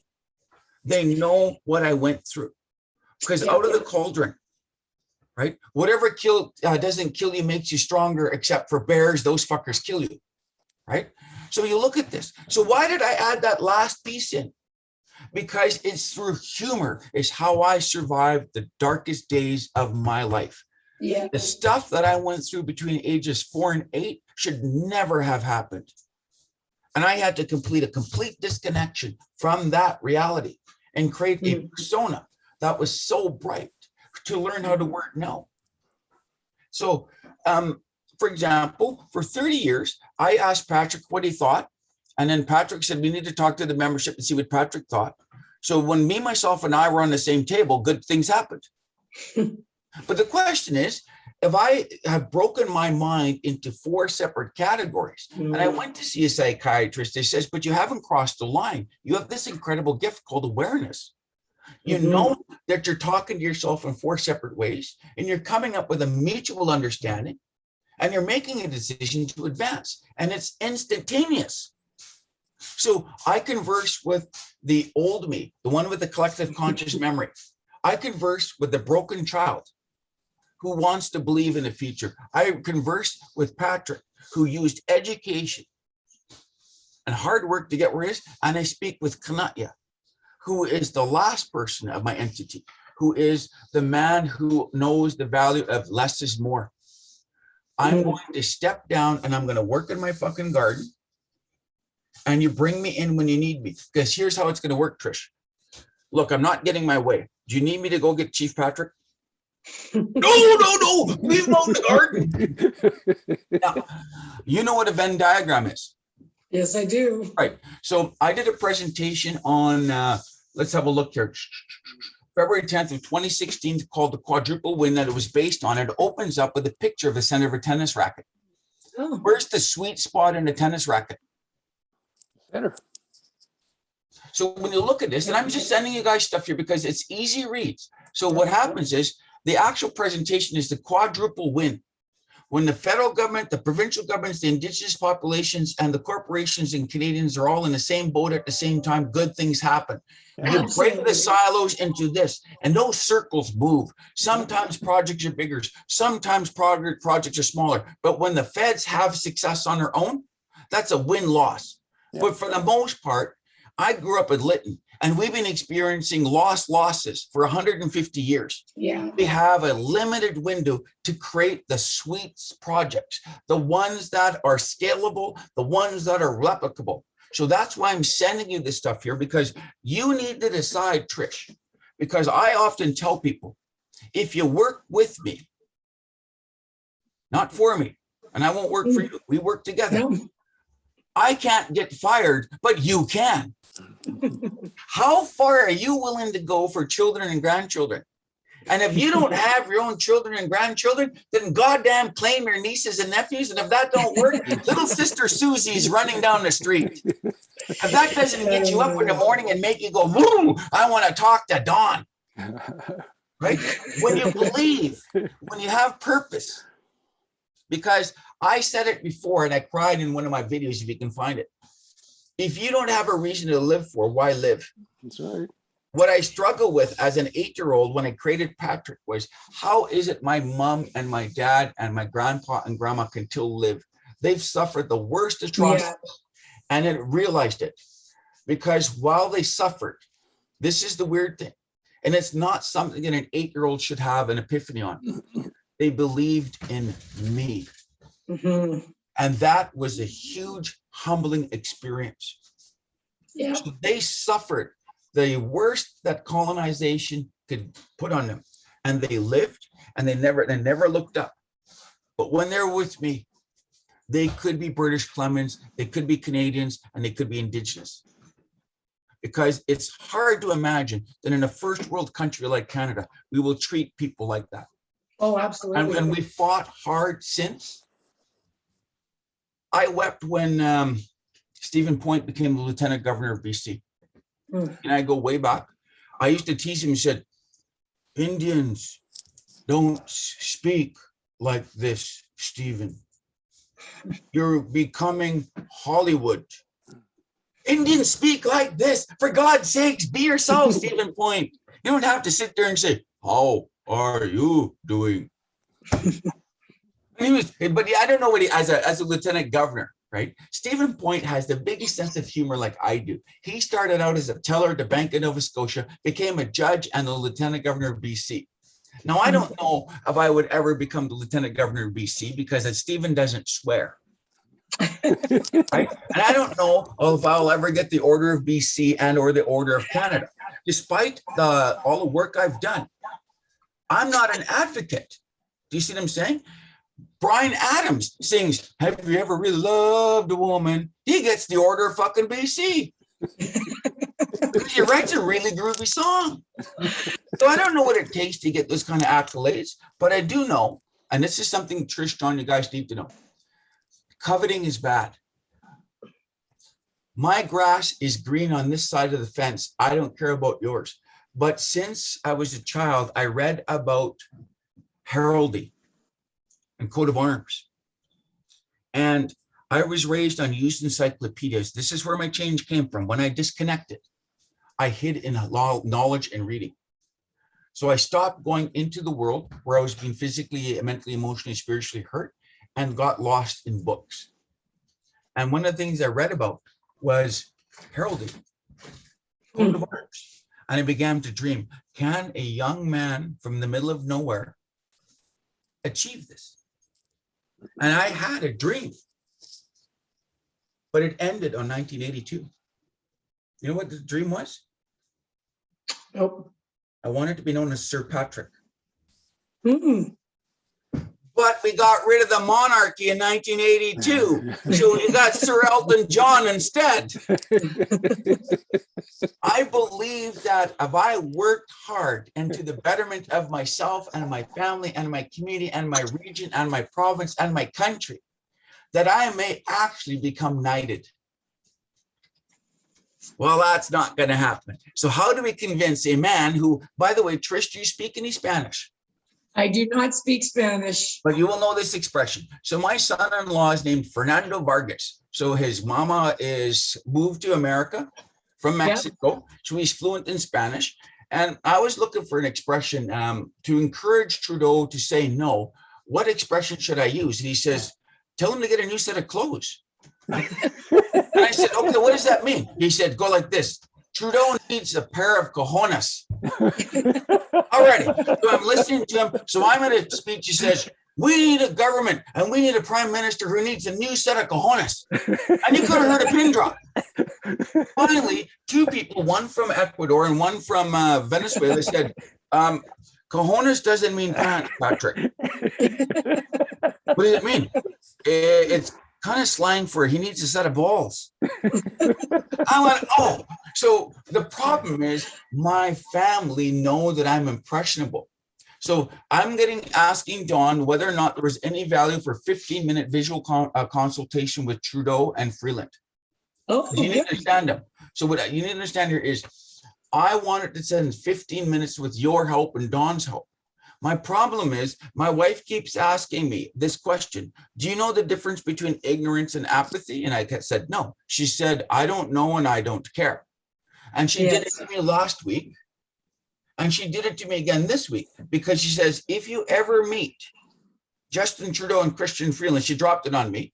Which one is I don't know and which one's I don't care? I said, don't. I believe in my federal government. And she laughed because can you imagine opening up? Hi, thank you for meeting with me today. Which one of you is I don't know and I don't care? You know what? You probably catch their attention. I think that's a great opening. You need to understand here is Christy Clark was walking past me one day and she ignores me. She's the Prime Minister of British Columbia. Yeah. And I whispered out loud enough for her to hear, hey, lady, you want to help me build a toilet? She stopped. And that smile, she looked, who said that? And her staff were looking for me. I put my hand up and she come over. What did you say? I believe that I can change the economy of British Columbia for the next 100 years. I just need some help. And I'm planning to build this resiliency center. And she looked at me.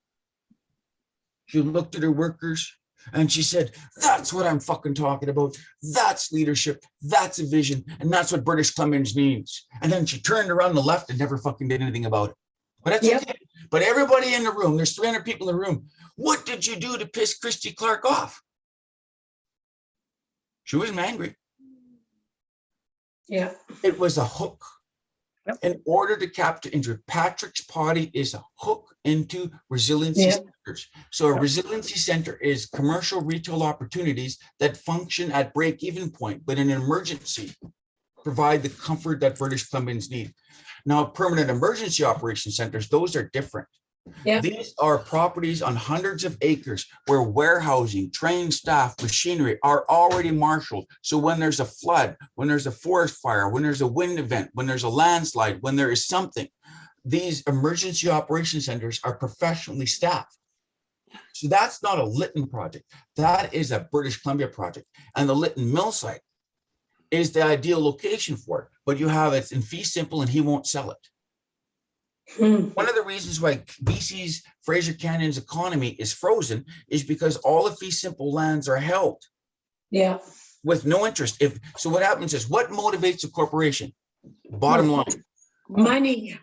Right. Guess what? Shareholder Welcome to BC's Fraser Canyon. We guarantee all third parties negative return on investment. You can see why I've got a stagnant economy, right? The problem is now you look at the supermodel. I have forecasted negative return on investments for 14 years, but for 86 years, it's positive, producing a positive net present value. So Kanaka or Indian Man makes the investments today, generates negative, but once the capital cost is paid off. Hello. So the Fraser Canyon, the Must Stop Rest Stop generates 24 full-time jobs year round in the middle of nowhere. People would buy food, people with jobs, shop on e-commerce, people with jobs. pay their rent. People with jobs don't kill themselves. People with jobs have happy families. People with jobs don't have children care. Yep. So the thing is, if you don't want homeless people, give them a fucking job, right? If you don't want alcoholics and drug addicts, give them a job. Give them a reason to live again. Because all of us are slipping into this huge climate anxiety-induced depression. And it's not going to get better. It's going to get worse. And you can go to school with 35 people and you don't know where they are, but you have a pretty good idea that they're not in this position you are. I went to school with 28 people and there's 6 of us left. Yeah. Because 22 of them are gone from the good old-fashioned alcohol, drug, and suicide. Because if you don't believe in the future, you just do what's in front of you. Alcohol, drugs, despair, because it's a slippery slope. Yep. So Patrick, I got a question for you. Like, have you, oh my goodness, like there's a lot here. So, yeah, I hard to unpack. That's why Trish and Dawn are so critical, because we've been now at this, and I don't know what time we started. My thing over here says 10:17, but I've got all the time in the world for you, as long as you guys. But the thing is, how do you communicate this in 2 to 4 pages? That there is a community, there is a leader, and they have projects that they can deliver. So Trish, I'll give you an example. I cut the ribbon on 10, a brand new subdivision. Trudeau got into the office and said, is there anybody out there who can build something? So he gave me money to build 6 units. And I brought up Canada a year later and they cut the ribbon on 10.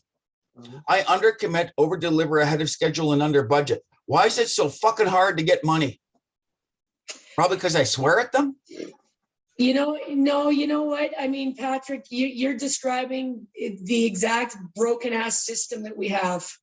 And everybody's, the politicians, I mean, you can't cut off the hand that feeds some of this system for working.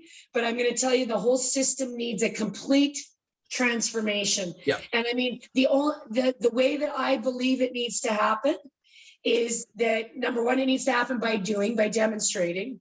And number two, once you demonstrate the first, it's a lot easier for you to continue on. It's like technology adoption. Once you have your first adopter, all of a sudden you now have a marketplace, because nobody wants to be first.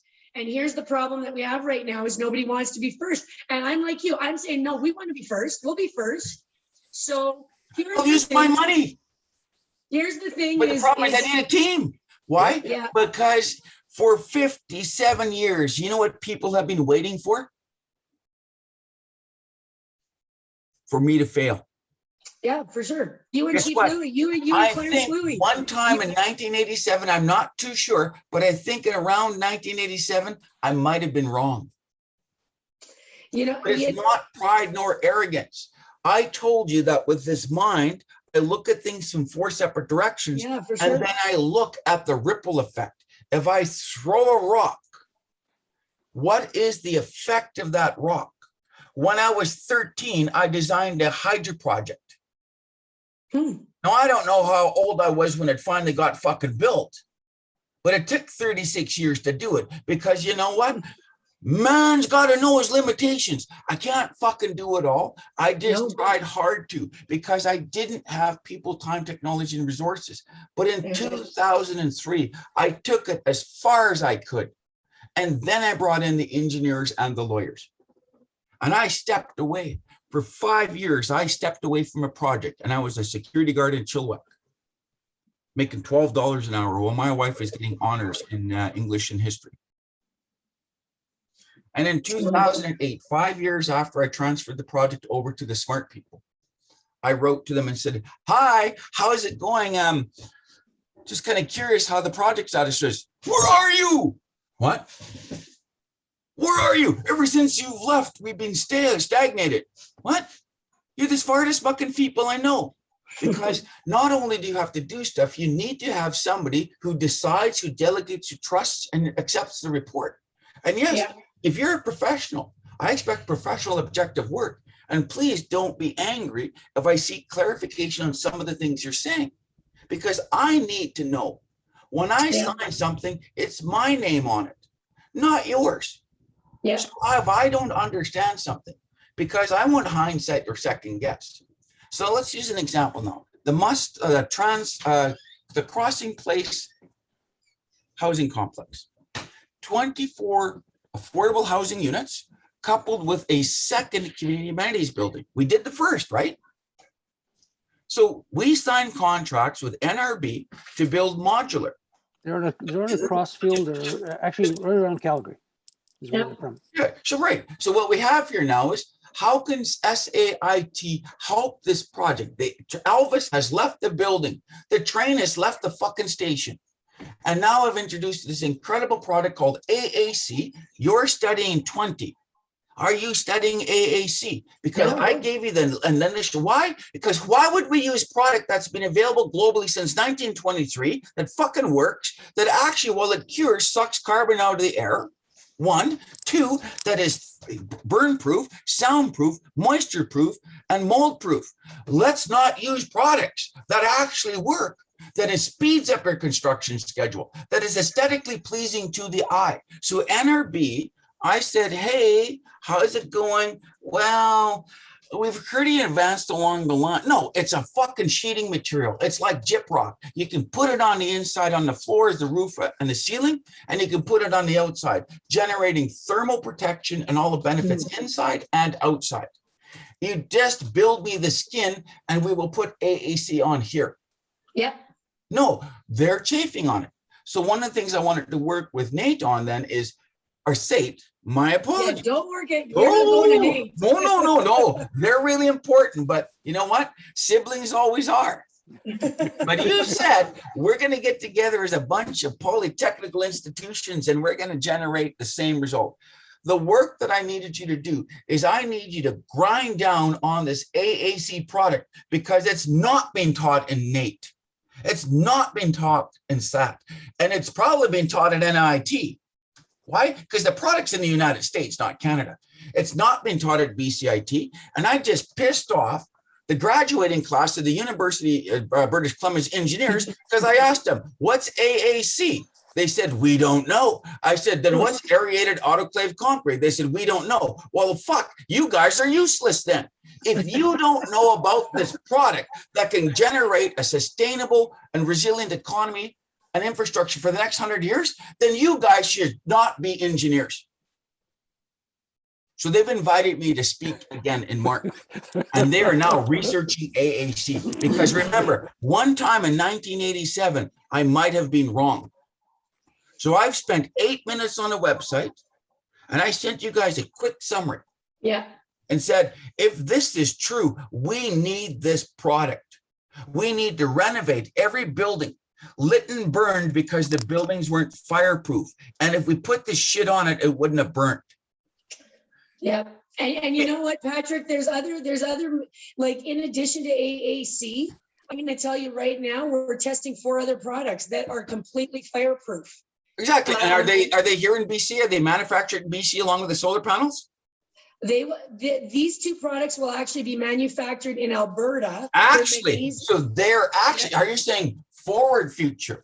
Forward future. Tense. No, I want a fucking product now. Yeah. And the product now is in the United States. Yeah. So the thing is, this is not to bully SAIT. This is saying, look, if there's a product on the market that exceeds my expectations, that creates legacy assets, that creates energy efficient buildings, that Totally. I am 57 years old. And when me and my wife are getting funky, my 6 and 16 grandchildren don't have to hear it. I'm in a goddamn RV for everything. So I need to find a product that really is soundproof. Yeah, totally. So I'm just saying, so I wanted to grind. Oh, Don's laughing. Hey, Don, you're bouncing your RV, Don. Okay, sorry. So the thing is, I can tone it down. I practiced law for 8 years. And never once did I swear it to staff and or the judge. But you, that whole 8 years, I felt fraudulent because I was never me. Yeah. When I was asked and approached in December of 2004 for a judgeship, in order to become a judge in British Columbia, you have to apply and you have to get nominated by a whole bunch of your peers who asked me to sit on the bench was the judges themselves. Ah, That's why I say it is a unique circumstance. So they approached me in December of 2004. They had a delegate of 4 judges, and I had coffee with them in Kamloops. And they were just saying, we would like you to sit on the bench with us. And remember, fraud complex, Silencio Bruno. I had a look, but I was burning out. yeah, By practicing law, I was treating symptoms, not the cause. yeah. And I was a good lawyer, and I had never lost. Right? I was renowned across British Columbia. Do you know the first time I appeared in court was down in Vancouver at Maine and Hastings? And you know what the judge said when I stood up? Where's your lawyer? Oh. And you know what I said? Your Honor, my name is Patrick Michelle. Last name is spelled Michell. I am the lawyer. Because I don't sit in front of the bar. I sit with my clients. Mhm. I am a client lawyer. Only arrogant pissants sit in front of the bar. I sit with my client. So when they're scared or they have a question, they can ask me. Mhm. And I never asked to jump in front of the queue. And in 2004, when I would walk into a courtroom, every sitting judge would say, Madam Clerk, I see Mr. Michelle's in the house. Please gather all of his files and call his matters first.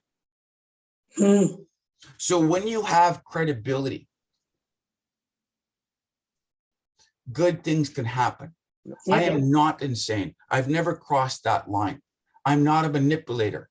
I've never crossed that line. What I am is me. And you needed to see that. And I had Don come up for the ribbon cutting ceremony, for the brand new building, and the groundbreaking ceremony, because he needed to see me in action.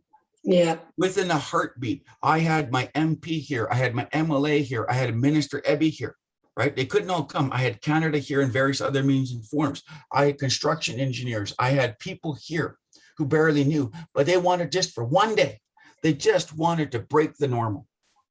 They wanted to come down. It's been a tough fucking year. It has. And it's been a tough couple of years. And it doesn't look much better down the future. But you come on down to Kanaka Bar, and that son of a bitch, the tunnel, the light at the end of the tunnel, right? That's not a freight train. That's an LED fucking light bulb powered by wind, sun, hydro with battery backup. How? Because I actually have it in one of my slides. You choose. You want a train or you want an LED light bulb powered by renewable energy sources? Life's about choices. So, Trish, as we look at the TCP phase 1, we need to have an analysis of the AAC because NRB is saying it's too late. I'm going to pay you a shitload of fucking money, and I'm the goddamn customer. And if I tell you to change out your siding, you're going to fucking change out your siding. Exactly. Why is it too late?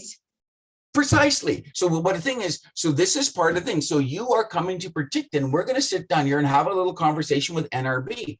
So if a fire runs through the crossing place 2 years from now and we lose the entire subdivision, that's going to make everybody look like egg in their face. So if you have a product that guarantees these houses will not burn from a house fire, a forest fire, or a grass fire, then you better fucking use it. But the question is, they're going to say it's going to impact cost. It's cheaper than concrete board. It's cheaper. It's 240 a square. What you're proposing is 270 a square. It's cheaper. And it doesn't sold in slats. It's sold in 8 4x8 sheets. So it's faster to install. So we're actually talking about construction schedule savings. We're talking about capital cost savings, but they're going to look me in the eye and they're going to say, Chief, it's going to cause delay. Chief, you're going to have to add a little sweetener. This is a scope increase. Chief. So this is what I'm saying. Look at that list. Because if you are going to put a product on the market, one of the 20 or one of the 4, you need to have a goddamn product. That is not understating, not overstating. This is what the fucking product can do. And if you don't believe me, ask Sait, ask Paul, ask MIT, ask UBC, because we ran it through the shredder. And you know what? And actually, Patrick, you nailed it. Like that's the role. The role is let's help you guys get what you need to get it in. And okay, so now that's 2 projects for Kanaka. So now how do we get Sait involved with VOL? Okay. So VOL is the village of Lytton. They want to completely redesign a community. Okay. So now we have to look at the power brokers. We got Jan, who apparently will take a phone call from anonymous, but not from me. That's funny, just so you know. Right? Oh yeah, but I got that sexy raspy voice. You know what? Oh, and I'm getting, I don't know about sexy and raspy. I know what I look like. I look and sound and act and carry on like a caveman. And my voice is getting rough too. But you know what? It's because I believe and I have passion. Should we look at Jan and his council? Okay. We now know that they hired a brand new CAO. Okay. Okay. Okay. So the CAO, I call him Mr. Moskovich. Okay. Why? Because they made no special fucking announcement. I found him in a goddamn newspaper article. If you have a brand new go-getter, get her shit done kind of guy, you should probably make an announcement. So honestly, last Sunday, so we have a guy, and he was the one who rebuilt Kelowna in 2003. West Kelowna. Yeah. oh, Yep. Okay. You should probably celebrate the fact that it took 110 days, but you now actually have somebody who can get shit done. So what has he done since he started work? I have no idea. Yes, He doesn't have an office. He doesn't have a receptionist. He doesn't have a bookkeeper. He doesn't even have a computer. So one of the first things he finds out is in the last 110 days, you did fuck all. So what they did do was apparently gave out his phone number and email, and he's now got 1,700 phone numbers and emails. And I didn't get it. Do you know why I don't get stuff, Trish? I'm not on fucking Facebook. Well, neither am I. But So, you understand here, apparently they're reaching out to the world through Facebook. I've oh my heard about God. it. But the problem is Facebook's now antiquated as of what day? Yeah, Zuckerberg just renamed it. he Meta. did yesterday. Yesterday, something, it's yeah. called. Well, you know what? Yeah. The problem is I had a dream years ago that a product called Mecca destroyed the world. Oh, really? What's the fate? No, what happens is because we know that Facebook is perpetuating the angry and the sun. For every Totally. happy meme, there's 99 negative. Remember, one of the secrets of successes is the power of self-belief. But if you're overwhelmed with 99% negativity, eventually self-doubt will creep into your bones. Yeah. There's only so much that the conscious mind can do to the subconscious mind. Yeah, for sure. So I woke up this morning and you know what I said? Thank your creator for this breath. Yeah. Then I didn't even open my eyes. I waited and I heard my wife's breath. Thank you for this day. And today I will not swear at Trish. And today I will not make Don embarrassed by talking about his trailer moving. He's probably a little older than me, right? So the point is, some days are better than others. But you know what? You've gathered 3 people who can change the world to the betterment of the world. Yeah, So on for sure. October 15th, I contacted 2 of my friends at the railroad. You know what I did? I asked them for just 1 minute, can we stop the insanity? So they shut down the railroad at Lytton. Wow. And we gave gifts to the engineers. Wonderful. Okay. And what the engineers did was they thought we were angry. And all we said was, you didn't cause the fire that destroyed my home. You're just a human being like the rest of us. Yeah. All collectively suffering from this great tragedy. And we sang and they left. And on that day, 140 of the 1,243 evacuees gathered. They shared, they cried, and they healed. One event. No politicians, no media. Now, it did make the news afterwards because apparently CFJC TV out of Kamloops built the news story article out of Facebook. So they went on fucking Facebook and stole people's pictures. That's not fucking reporting. They knew since Thursday we were having the event, nobody showed up. Wow. They labeled it a protest, and we labeled it a gathering to cry for action. It was the demand for action. We are the Lytton 1200, and we're suffering because you sit on your hands. And now that we're in response mode, you're demonstrating that nobody's ready for extreme response mode. We are all equally at threat. Calgary could be next. Totally. Abbotsford could be next. Are you ready? And the answer is absolutely, because Lytton was ready and we lost everything in 23 minutes. Yeah. All right. So as we look at this, so we have the village of Lytton. They need help. So we need to come up with alternatives and materials. Do they build back straw and stick homes? Because that's what's coming. No, that's what's coming. They don't know the alternative. And even if they know the alternative, would choose the alternative without a fucking fact sheet that says this is cheaper, it's faster, it's more efficient, it is healthier, right? And blah, blah, blah, blah, blah, blah, right?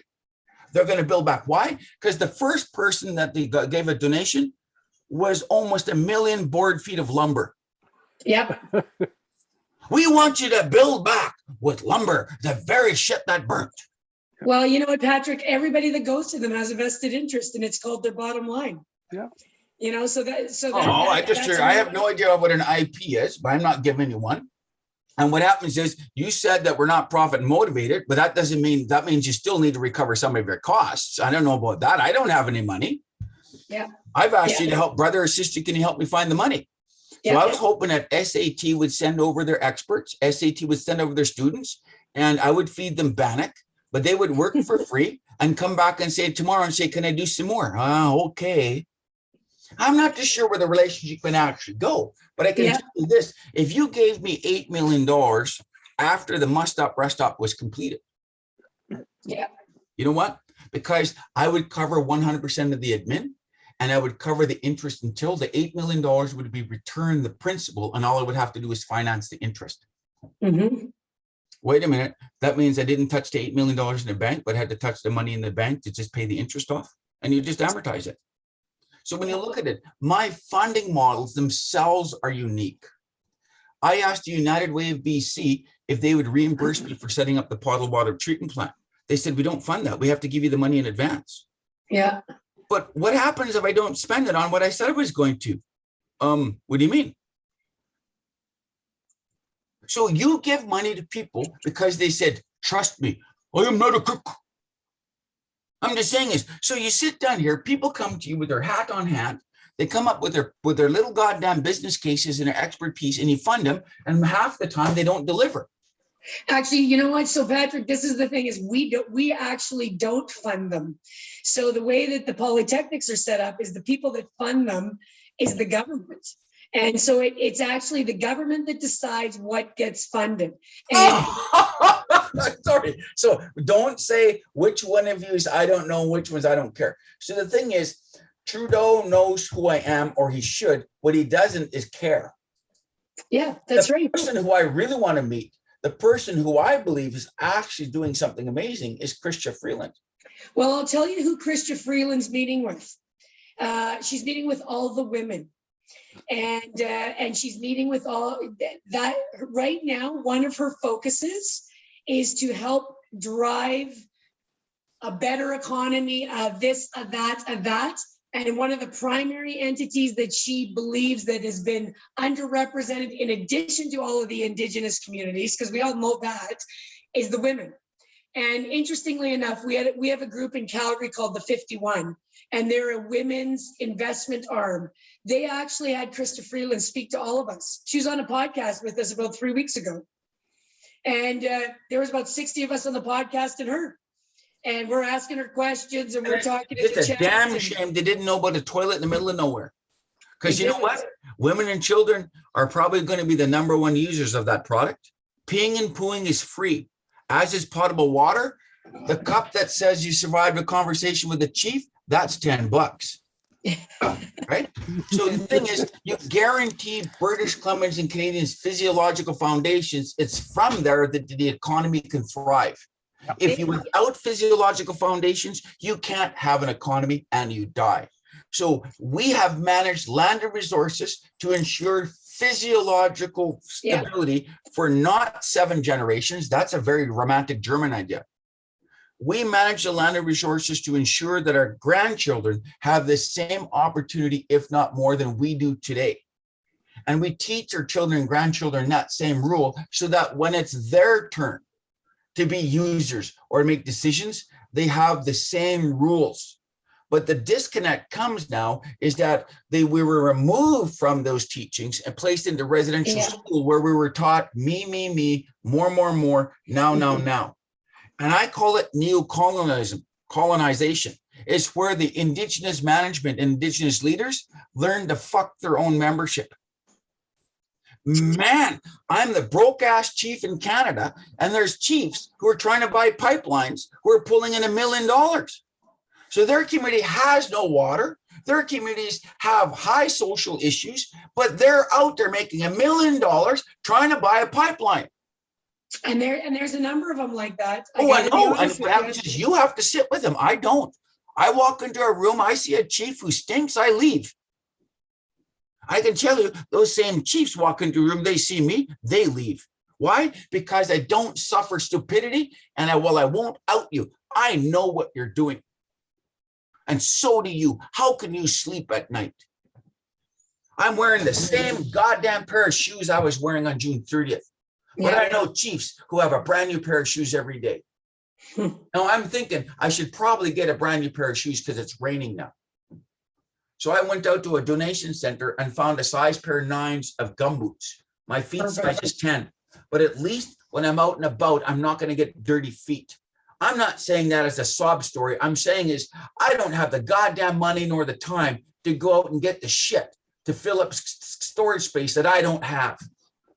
I'm living in a damn RV and there's no storage. So I went out on the weekend and I picked up one of those little trailers on wheels. Why? Yeah. Because that's at least storage. If I have to move, You I can can take put it my with you. totes in there. So my totes are labeled Patrick's clothes. Yeah. The tote is labeled kitchen supplies. The Oh, totes are boy. labeled and they're all just sitting outside the RV. But the Mhm. problem is in less than 3 weeks, I'm going sub-zero. My shit Yeah. is going to freeze and Yeah. I can't keep totes warm, but I can keep totes warm inside of an enclosed space. So I've insulated the little trailer. And you know why I'm living in an RV with a little trailer with a garden hose that's going to freeze without septic? Because the goddamn governments, federal, provincial, regional, Village of Lytton and Elephant can't get their shit together. And they sure in hell don't want me at that table because I would have put in at least 100 RV sites in the first 30 days. It's not hard, but I have the money. It's not my land. It's not my responsibility. So I demand accountability. That's why Jan doesn't necessarily jump up and down, or Janet. They're my friends, but they also know that I know that there's something wrong with their model. If you don't know how to do it, you bring in somebody who does. No.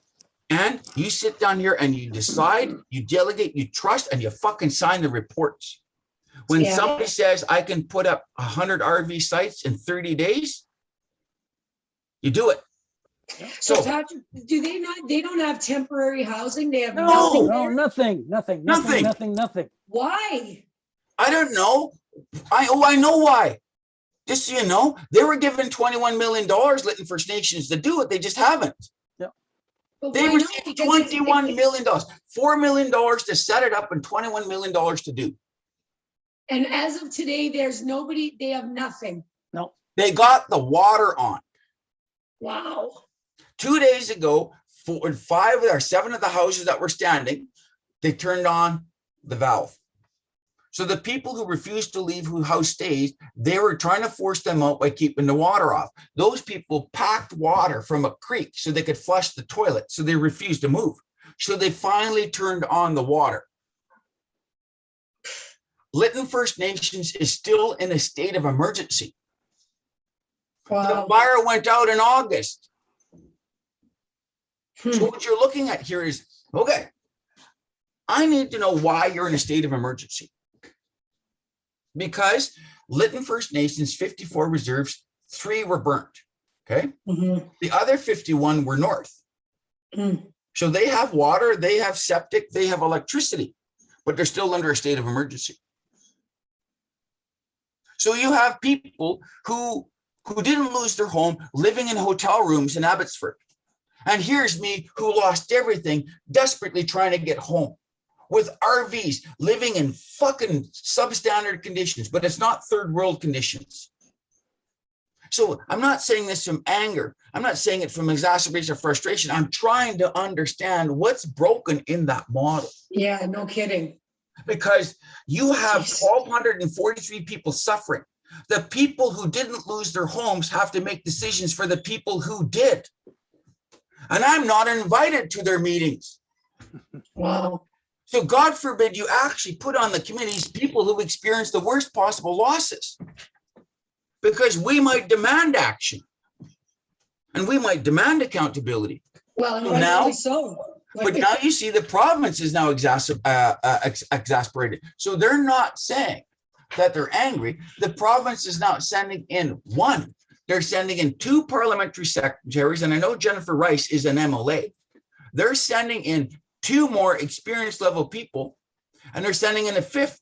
So this week, enough is enough. The province is stepping in. And while they're not saying it's a coup, if the village of Lytton can't get shit done, then Yeah. we're working. So the province Yeah. and the village of Lytton are going to walk through the goddamn tulips, holding hands, singing Kumbaya with masks on. Because now the TNRD basically started writing letters, said, quit your bitching, you didn't lose anything. So in September, the regional district governance was denying that people in a regional district lost their homes.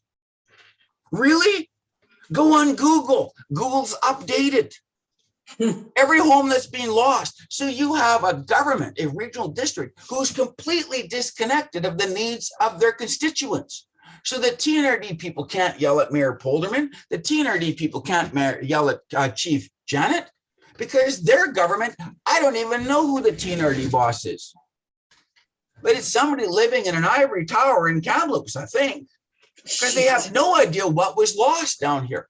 So if they don't have any idea, then how are you supposed to do recovery or rebuild? Now, one of my favorites is, by the way, his name is Kenny Wong. He's in the regional district. And he was the worst atheist I ever met.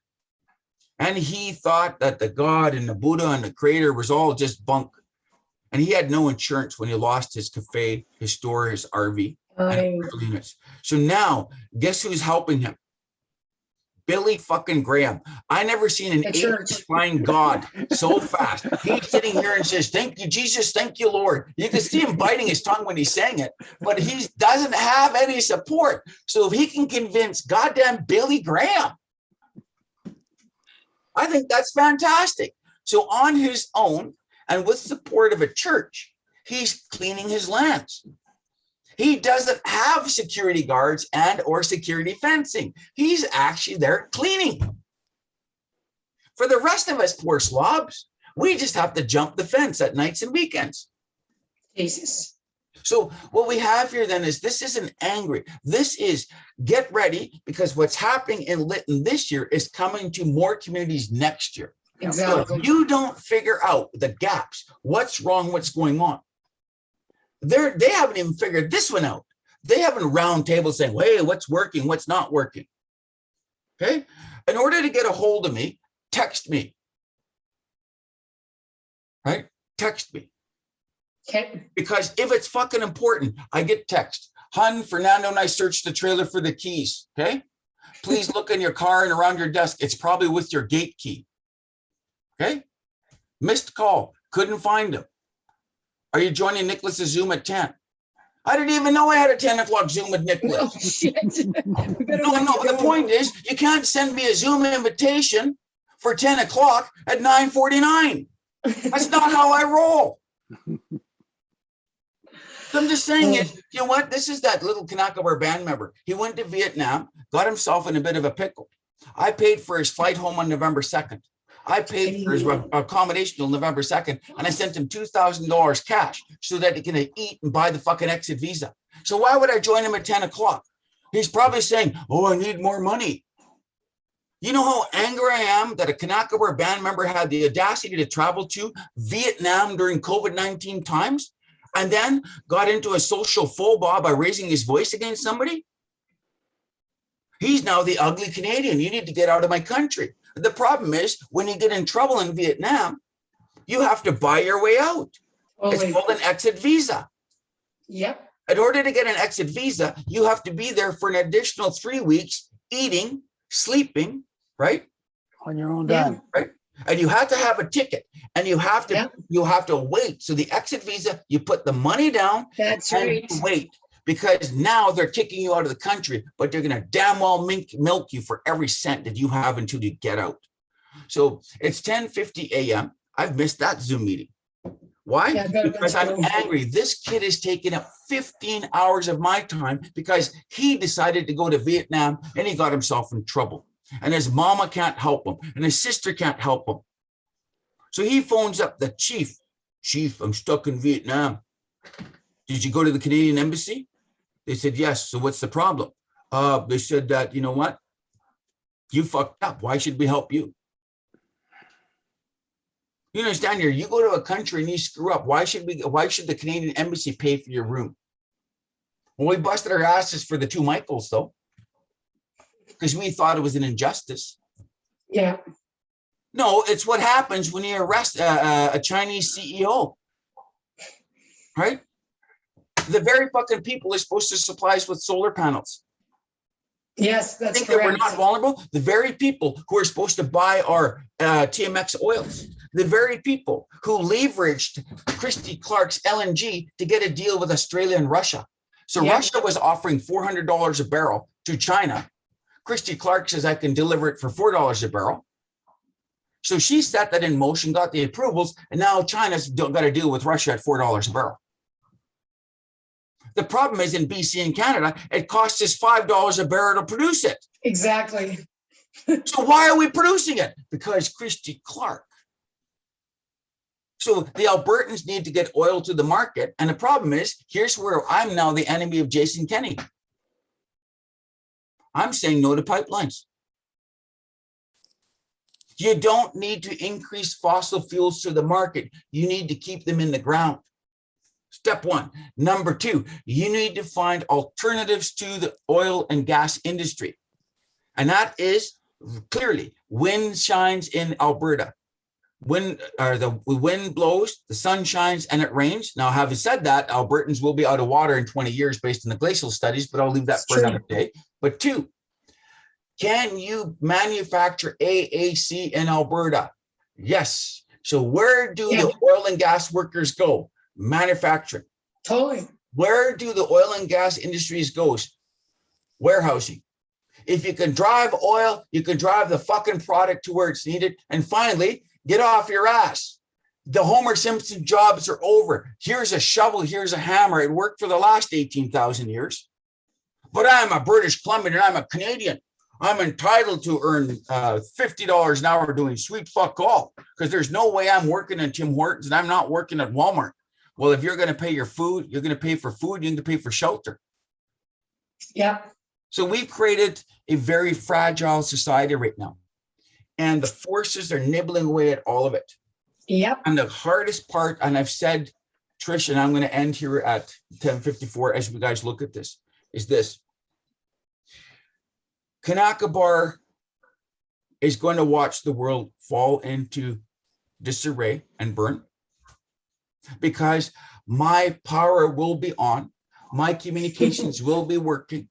And as I watch the world burn and people suffer, what we've got to say here now, Kanaka Bar, is it sucks to be you. Please, Trish, look up Aesop's Fable 373. I won't tell you what it is. You make a note of that, please.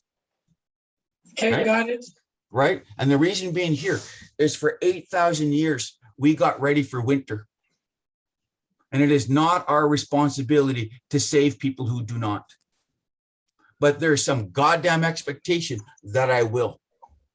If you sit on your hands and don't do nothing, why do we have to save you? So this is this time. There's 4 years left to galvanize the collective action to protect British Columbians and Canadians. I only know maybe 2 Albertans. John Kenny and what's his name? What's the gardener's name?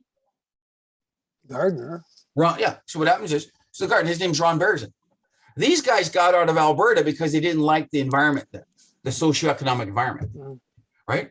Now you live in Calgary. Now, Don, you talk about Edmonton like it's the second home to you. Was.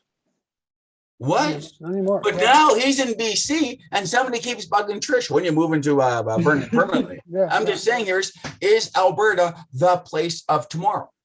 It seems to be disintegrating as the place to be today. Oh, you're absolutely right. There's no doubt Why? about Because that. it's called a boom and bust economy. Yeah. If you were in a sunset fucking industry, don't you sit there and goddamn cry when the oil and gas industry is gone? That's Yep. right.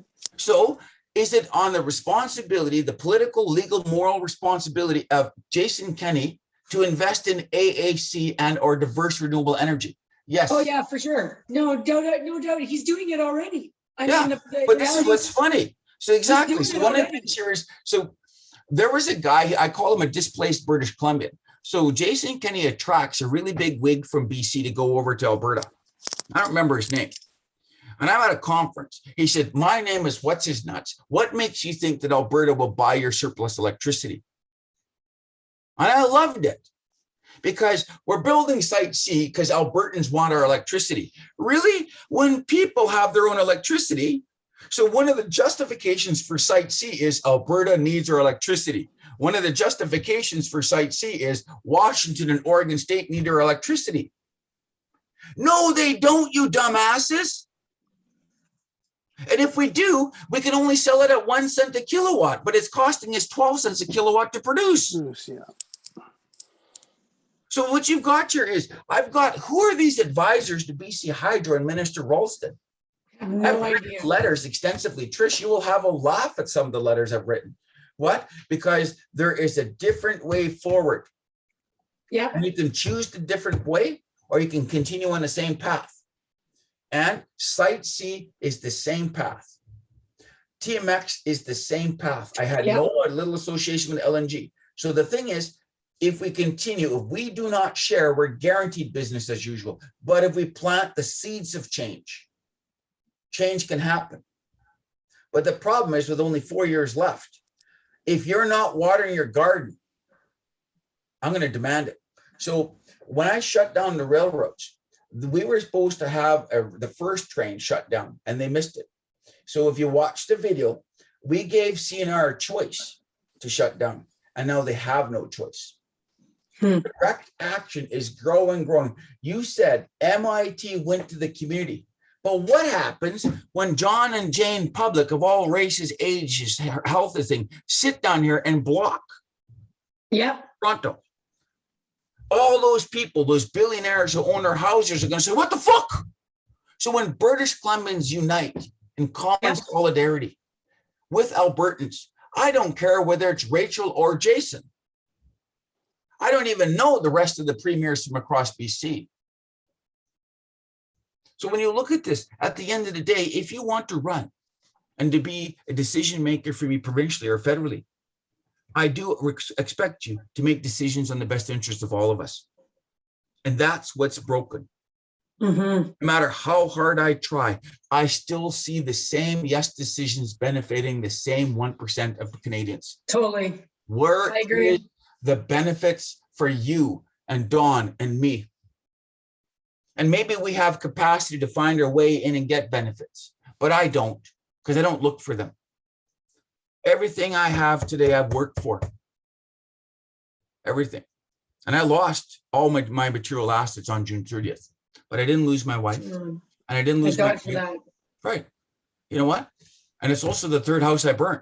I wish I knew about AAC starting in about 65, Don. It's been fucking around since 23. Yeah. I need to quit building back with straw and stick.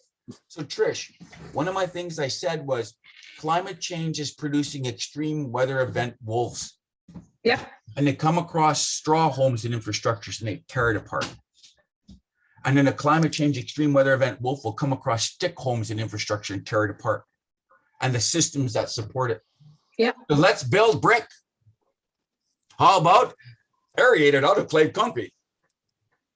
And I don't want one part of ownership. I just want the product in Canada. And I need it to exceed the minimum expectations, because that's what Kanakabar insists on, that you will meet and exceed expectations, because my grandchildren deserve it. And if it costs money, I'm going to pay for it because I don't want my grandchildren to go through what I'm going through right now. Yeah. And neither your families or your families. Yeah.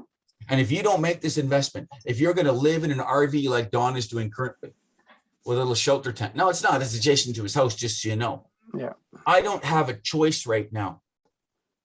Yes, I could have stayed in a hotel room, but my wife hadn't left the hotel in 10 days. And all she did was sleep. Now I'm in a tin can in the middle of fucking nowhere with a garden hose, and man, she's out. She's vibrant, right? She lost half the hair on her head. She's dying from fucking cancer, and she's out and about. And she's got the will to live back. Because when you sit in a hotel room and despair takes over your heart, 7 people are now dead and 2 people by right? 2 of them by suicide in the last. Oh, You think it wasn't coming after 110 days? What have you done? jeez. Right? So the thing is, how then do we get SAT and all the tact and diplomacy? It is their responsibility, but they're demonstrating, unfortunately, an inability to get her done. Throw that in a fucking hat and look like Larry the Cable Guy. I don't even know who the hell that is. He just looks like this really beefy guy with a sleeve. It might be a very American. I'm just saying is I haven't watched Corner Gas or other Canadian shows. Oh my goodness. I can tell you this. I watched Trailer Park Boys once, and I had to ask my wife, God, the dramatic version. Canadians don't live like this. You know what my wife said? Have you never heard the expression trailer trash? I said, yes.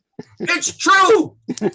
You are so addicted to Lytton. You don't realize that across Canada, people live in trailer parks like that. I said, no, they don't. She said, you're so smart, but so stupid.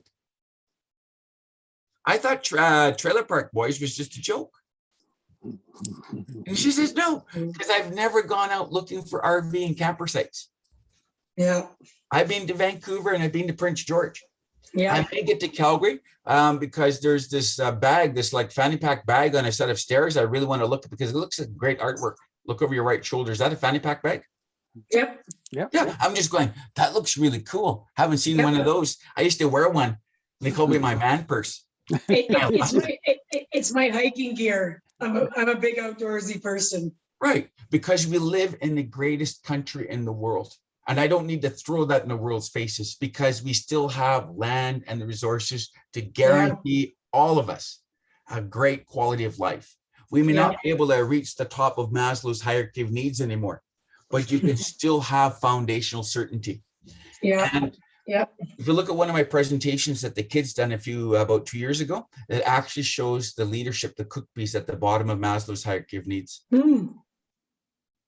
Because it's only through leadership that you can reach the top. Without leadership, you have anarchy and competition, right? Yeah. Might makes right. White makes right. We survived as Indigenous populations by working together as a community. Correct. Learn the siloed approach. Yep. And how do you unlearn learned behaviors? Awareness and show a model that works. Yep. Yeah, by doing it. Yeah. So I wanted to let you know about Village of Lytton, LFN, the regional district. But the problem is, as we work together, you'll become more and more familiar with those challenges, but also the opportunity. We need to get AAC here because before Lytton starts rebuilding, there are a lot of people whispering right now in Jan's ear. Use me. Use me. Yeah, you know what? And not only that, you know, the biggest whisper that he is hearing is from from the folks at Nexi. Oh, yeah, $500 a square foot, but they didn't do windows, floors, or ceilings. Why? Because here's why. Because Gregor Robertson used to be the mayor of Vancouver, and he believes in this product. Yeah. Oh yeah. I have not seen a successful Nexi project yet, but because they don't put it on their websites. Yep. I'm just saying is I was trying to find out information on Nexi, and I'm probably seeing, I think I've seen a Starbucks in downtown Vancouver. That's what they've got so far. Well, what do you want to know? Because I interviewed with Nexi to be their vice president before I went to Sait. I had no idea. And the idea is, I have no idea what the product is, other than the fact is that it was kind of a Squamish industry and Gregor Robertson. The thing here is, look at it from a the thing that I sent you, the initial AA. I did it on my iPhone. Can Nexi meet or exceed AEC product? So one of the things is we do a comparable. No, but the thing, if it's expensive, if it's carbon heavy in its production, right? If it's not fireproof, if it's not soundproof, and if it's not resilient, then you probably shouldn't do it. Sure, it's sexy, right? Because Mayor Gregor Robertson's right there. Hi, my name is Mayor Gregor Robertson. Look at this product, right? I don't own any shares, nor am I any affiliated in any way, shape, or form with this product. But if you buy this product, somehow money in my bank account does increase. You know what? Yeah. I don't own fucking nothing. I'm actually immune from conflict of interest. Yeah. My family are not contractors. My family don't own any businesses. We're a bunch of badass Indians in the middle of nowhere. We're really happy with basic quality of services, right? We never actually thought to form our companies and try to get procurement opportunities on pipeline construction. Yeah. Right? There's a lot of None of my that band going on. members, most of my band members are qualified to work on TMX, but chose not to. One, because it's wrong. And two, they didn't need the money. Yeah. Three, they didn't want to leave their families to build a pipeline. Yeah. So what is that at? 12 billion? I wrote to Trudeau 4 years ago and said, I don't know where Morneau went to school with, but that's going to hit $18 billion. And by the time it's running, it'll be a stranded asset. You should probably rethink your business case. And of course, business case was irrelevant to the EAO review. Oh, by the way, so the whisperer is now gone, isn't he? Yeah. So they've got $12 billion sunk costs into a project that may never work. It'll never go. Right? So that's what Horgan did too. Christy Clark started it, and Horgan found an excuse in behind sunk costs. He said, if I stop it now, I'm going to eat $3 billion in liquidated damages. He's $12 billion into it, and he's still $6 billion short. And the engineers are still saying that when the reservoir fills, the right bank will fail. Christ. The right bank was unstable. It was known for 30 years that the liquefaction of putting water in, there's a fine powder there, will seep, will liquefy, and the weight of the right bank will collapse. So why is he building it? He doesn't care, because by the time he loses his seat, it'll be ready. And when it fails, it'll be the next Liberal government. They started it, and when it fails, they'll eat it. That's political sabotage. Now, I didn't know Horgan at the time or cojones, but I would have used the word huevos. Horgan, you got any huevos? Huevos? Apparently, that means eggs. John Horgan needs a new set of eggs. What? Patrick, you should be doing fucking stand-up is what you No, should you be. can't, because humor actually hurts the message, as does profanity. Oh boy. But you can make me a poster child. Don't put me on a milk jug. Yeah. But you can use me as a known catalyst for change. Yep. But change that resulted in positive social returns. That is both sustainable and resilient.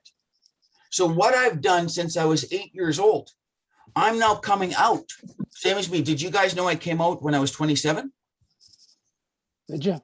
Yeah. I finally admitted I was a smoker. Okay. But what was funny was that for all my gay friends, they said, you know what you're actually saying? I said, what? When you come out of the closet, it doesn't usually mean that you're a smoker. I'm going, what are you saying? We're gay. I said, you're gay? Jesus, Patrick, we're flamboyant. We have wooden penises on our belts. Yes, we're gay. I didn't know that you were gay. My wife finally figured out that 87% of my friends are gay. And I never knew. What I did was saw people who were vibrant, who were passionate, who had a love and zest for life and doing things right. The fact that they liked the taco or the sausage was irrelevant. What I'm saying here is I don't see same-sex relationships or age or religion, and I mean it. Yeah. This housing that I'm building, Trish, is available for anybody who wants to live there. Do you know why so many children are on the streets? Because by law, they're not allowed to contract for housing. If you're 14 and you want your place, you pay your rent, you got a place. I don't give a fuck. You pay or get out. The fact that I've signed an unenforceable contract with you because you're underage is irrelevant. So their choices are staying in an abusive home, living on the streets, or moving to affordable housing. Why can't children get housing? Because by Canadian law, they're not allowed to. No, they're not allowed to contract. Bullshit. You can't get a credit card. You can't buy a goddamn car. Well, I guess you could. So you can vote and you can sit down here because under the age of 18, children can't contract in BC. So that's why children have no credit ratings. So they get up, they turn the age of majority, and they start this great rat race with zero credit rating. I'm just saying here, as far as I'm concerned, if a child is being physically or sexually molested, get him out of the fucking home. Yeah. Move to Kanaka Bar, where a single bedroom is $400, hydro is included. And if you don't have the goddamn money, have I got a job for you? Because I'm producing more jobs than I have residents. Why do you think we're building the housing? You're going to get up in the morning and say, Jesus, I need to work. Oh my God, it's 5 to 8. Hi, boss, I'm here. You open up your door and you're at your work site. Or you can live in Vancouver and pay $2,000. Your income's at $1,600. So you can't even make your rent, let alone your hydro, your food, your communications, and your transportation. So many of Kanaka Bar's membership off reserve have fixed incomes now. They've aged out and they can't afford to live in a city anymore. Mm-hmm. So they're at, what do you call it? They got old age security, Canada pension plan, and guaranteed income supplement, which I think rolls in about $1,800. But to stay in Vancouver, you need $2,100 just for a fucking one bedroom. Oh yeah, for sure. So what we have here then, and what's the solution? More affordable housing units? Because it's not social housing I'm building, Trish. Did you know that? Do you know what the difference is between affordable housing and social housing? Social housing is rented out at welfare rates. Okay. And the problem with social housing is this is where the majority of people who are struggling with mental and or other forms of addictions go to. So when you put social housing up in a neighborhood, you're bringing in the worst case scenarios. But affordable housing is for people who have a job at Tim Hortons and Walmart's. They just need a safe and secure place that's affordable. So there is a real difference between social housing and the NIMBY that applies and affordable housing. Well, where are your Tim Hortons workers staying? If you're in downtown Vancouver and you want to get a Starbucks coffee, why is the fucking worker coming from 3.5 hours away? Because that's the only place he can afford. And I used to sit with Minister Shane Simpson, who grew up in the projects at Clark and Hastings. He said, I grew up in the projects and look what I came up to. Absolutely. Have you built any more projects lately? So we've seen the provinces. The problem is they're building social housing, not necessarily affordable housing. And as a result, what you're doing is you're bringing and providing safe homes to people. Yes, they're needy. And it's an area that I got to stay out of. I grew up on fucking Skid Row and I knew why people were there. They're employable. They just chose not to be. Why? Because we sit down there and we give them enough to have a place to stay if you want to be in a slum and enough to buy. Mardi Gras Wednesday. Anybody know what Mardi Gras Wednesday is? It's when their checks come in. Well, welfare checks or whatever. It's welfare check. So every last Wednesday of the month, they get the welfare check and they're rich for a day. And then they spend the rest of the time. Now, do you think that a person down in Maine and Hastings couldn't get a job at Wendy's, Tim Hortons? Why don't they? Well, they don't want to work. Why would I work? So our governments are creating dependency. And that is the one thing I've broken. Legal anarchy. And how do we message that? If the governments won't listen, will the other 632 communities, will the municipalities of BC and Alberta saying, look, I don't need to be begging for federal and provincial government supports. I have adequate land and resources to create my own oasis that is not immune, but at least resilient to the climate change extreme weather events. How do we message that, Trish? Is that a role of Sait? And you're right. We're going to talk about Nexi because I have no idea what they are and what they're going to do. I just don't think off the top of my head of looking at their website, I want to do business with them. Yeah. They had a quick look at 2 AAC websites and said, I really want to take a harder look at this. Yeah. So I wanted to flesh out, if you're doing a metrics of pairing NEXC and AAC and the two leading projects that are similar and the other 20 projects, what are we looking at? Because we just need X's and O's. As a chief, I just want to know if you're doing a great job, if you say this product has the highest fire rating, that's good enough for me. I don't need to sit there and see a flame. I just need somebody who's credible to say the best thermal rating for exterior fire is this product. And you just rank them. The best thermal rating for an interior/house fire is this product and rating, because fires come from two sides, inside or outside.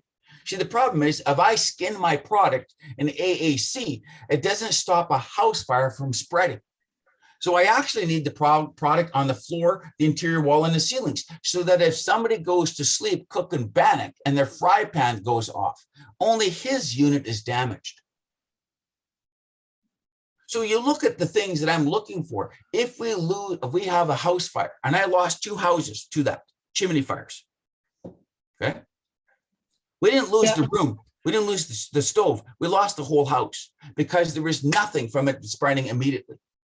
AAC can be a blocker in addition to a sound barrier, so that instead of losing entire condominiums, we only lose the one condo that the fire started on, whether it's a barbecue in the patio or somebody falling asleep with a cigarette. We don't need to lose entire buildings. Yeah. So how do we communicate that? And it goes to thermal rating. Okay, let's say that AAC is 1/5 the weight of concrete. That's kind of important because now the shipping costs are faster and cheaper. Because if you put 20,000 board feet of AAC in a truck and you put 20,000 board feet of steel and or lock blocks and or concrete on a truck, one of them is going to use 3 times as much fuel to get here. You know what? With AAC, you can actually haul it with electric vehicles. With concrete and steel, you can't. You need the big ass power of a diesel. Oh, by the way, I've been asking the federal and provincial governments to buy CNR and CPR for years. I'm just saying it's because the number one offender to me is the amount of diesel that we use in transportation. I've seen pictures of Europe. I've seen electric trains. They exist in other countries, but they don't exist here.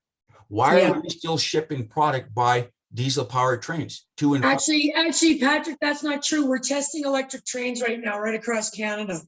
So we're actually there's some testing going on right now with CNC. Guess what? I love that.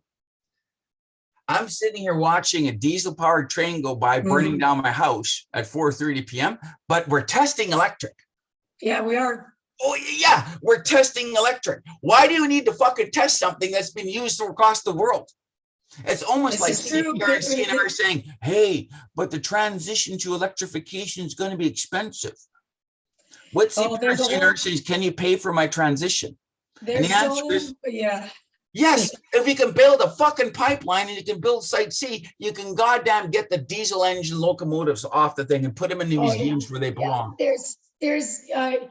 You and I'll have to share some things with you of things that are happening in Alberta around that whole conversation, because we're testing a lot of stuff that's been used elsewhere in the world for years.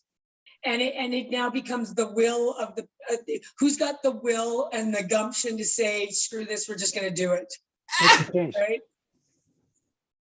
Yeah. I'm just a little weak on this side, but you know what?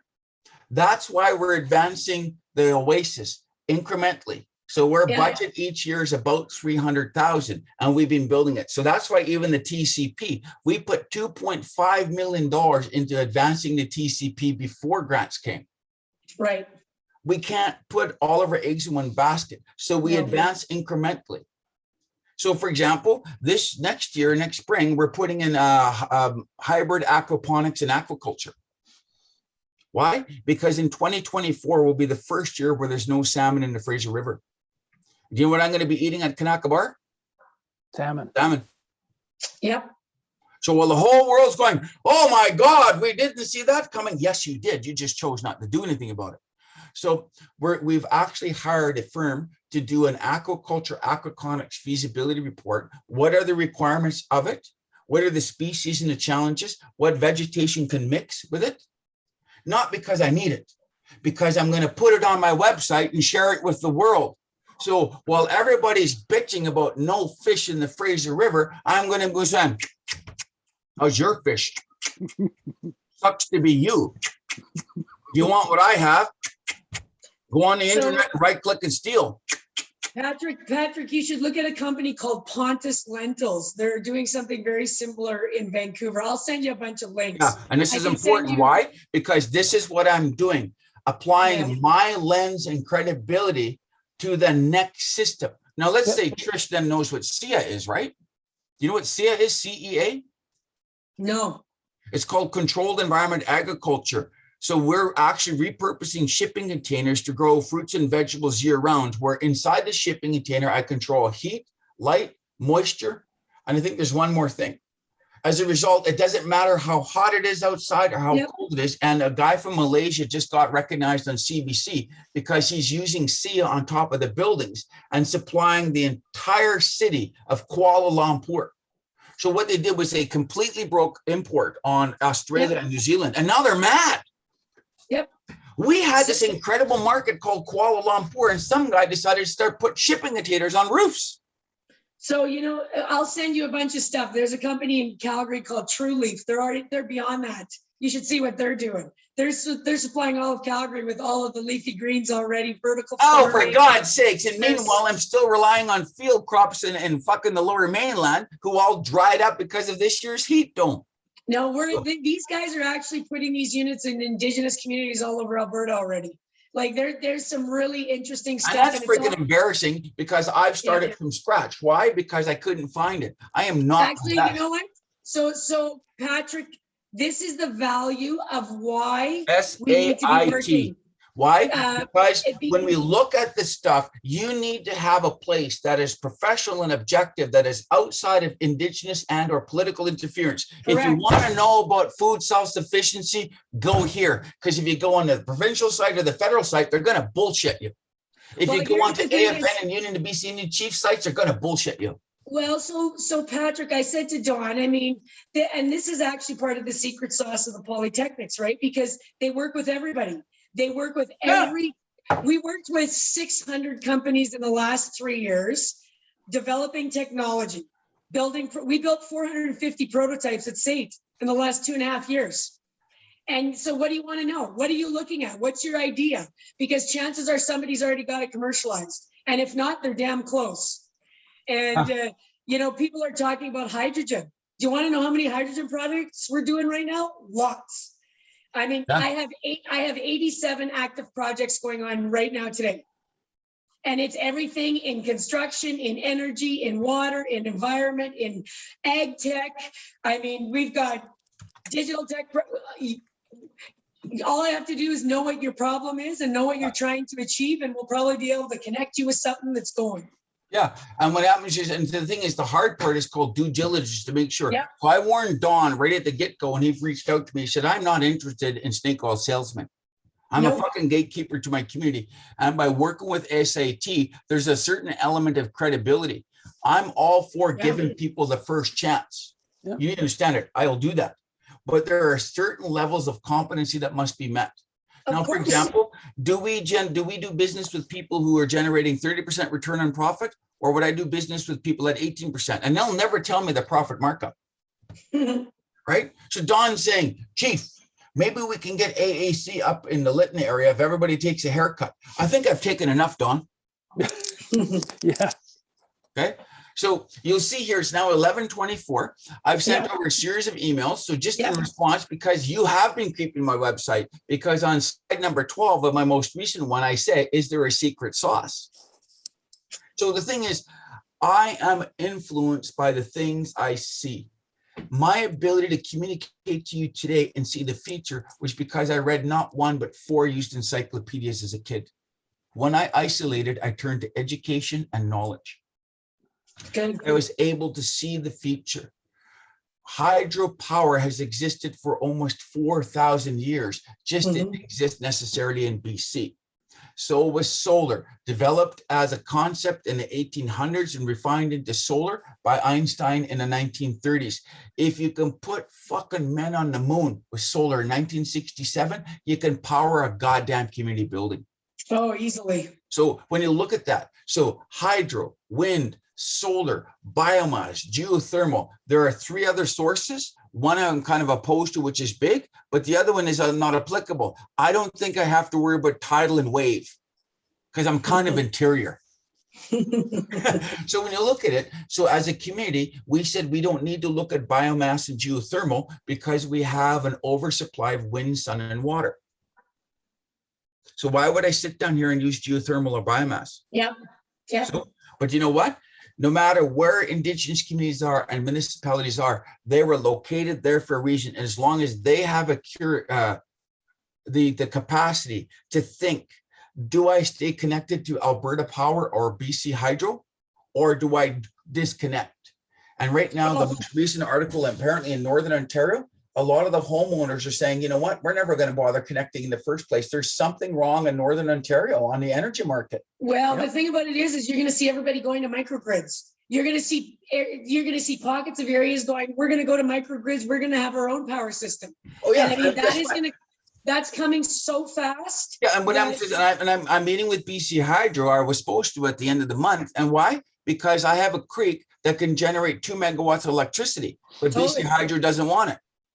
So I have an idea then. How about I just can disconnect my entire community? My current load is at the highest level about 4,000 watts. I'm just saying, if you just look at the numbers. So what happens is, so if my community needs 1.5 megawatts at the hottest part of the summer and the coldest part of the winter, and I have one energy source that can produce 2 megawatts 24/7, 365, do I even need to be on BC Hydro's grid? No, you don't. So remember, if BC Hydro pisses me off, I will disconnect every one of my homes and my infrastructure of today. But more importantly, I already know the load of tomorrow. And I already know I can do it because my community building. And the next one, I'm powering an entire community. It's grid connected, but if the grid goes down, you're the backup. An entire subdivision stays lit. And it's not microgrid. But the threat is I am only $4 million away from microgrid. And because I've already done the studies. I know how much it's going to cost. The problem is that the proponent we were with wanted to put a higher intake and a lower production thing because he wanted to generate between 2 and 4 megawatts for sale to BC Hydro. He said, we don't need that, right? We just wanted to be able to supply the community. So we had a partnership falling out. He wanted to make money. We wanted to power our grandchildren. It was almost irreconcilable differences. And so he's left, and we just said, don't let the door let you know. And he was the nicest guy in the world. You need to understand this. He just could not set aside his need for profit. So we offered him, we offered him 3% return on investment. And he said, no, if I don't get 8%, I'm not doing it. Yeah, he's not doing it for 3. Yeah, that's why not? At least it's above CPI hurdle. Come on. Well, yeah, you know what? They wouldn't do it for that. You know what? I would. Of course, but you're a different person. Right. So how then do we show the world differences? Yeah. But you show this how the system is learned behaviors and broken. Yeah, it is. Generate electricity that meets your entire community's needs today and your load growth of tomorrow. It won't make money, but when the grid goes down, you stay lit. That's why I have social license. Yep. The membership can't eat money, but they do like Facebook or whatever it's called, Mako, I think is the word for a shark, whatever he's calling it, a Meta, M-E-T-A.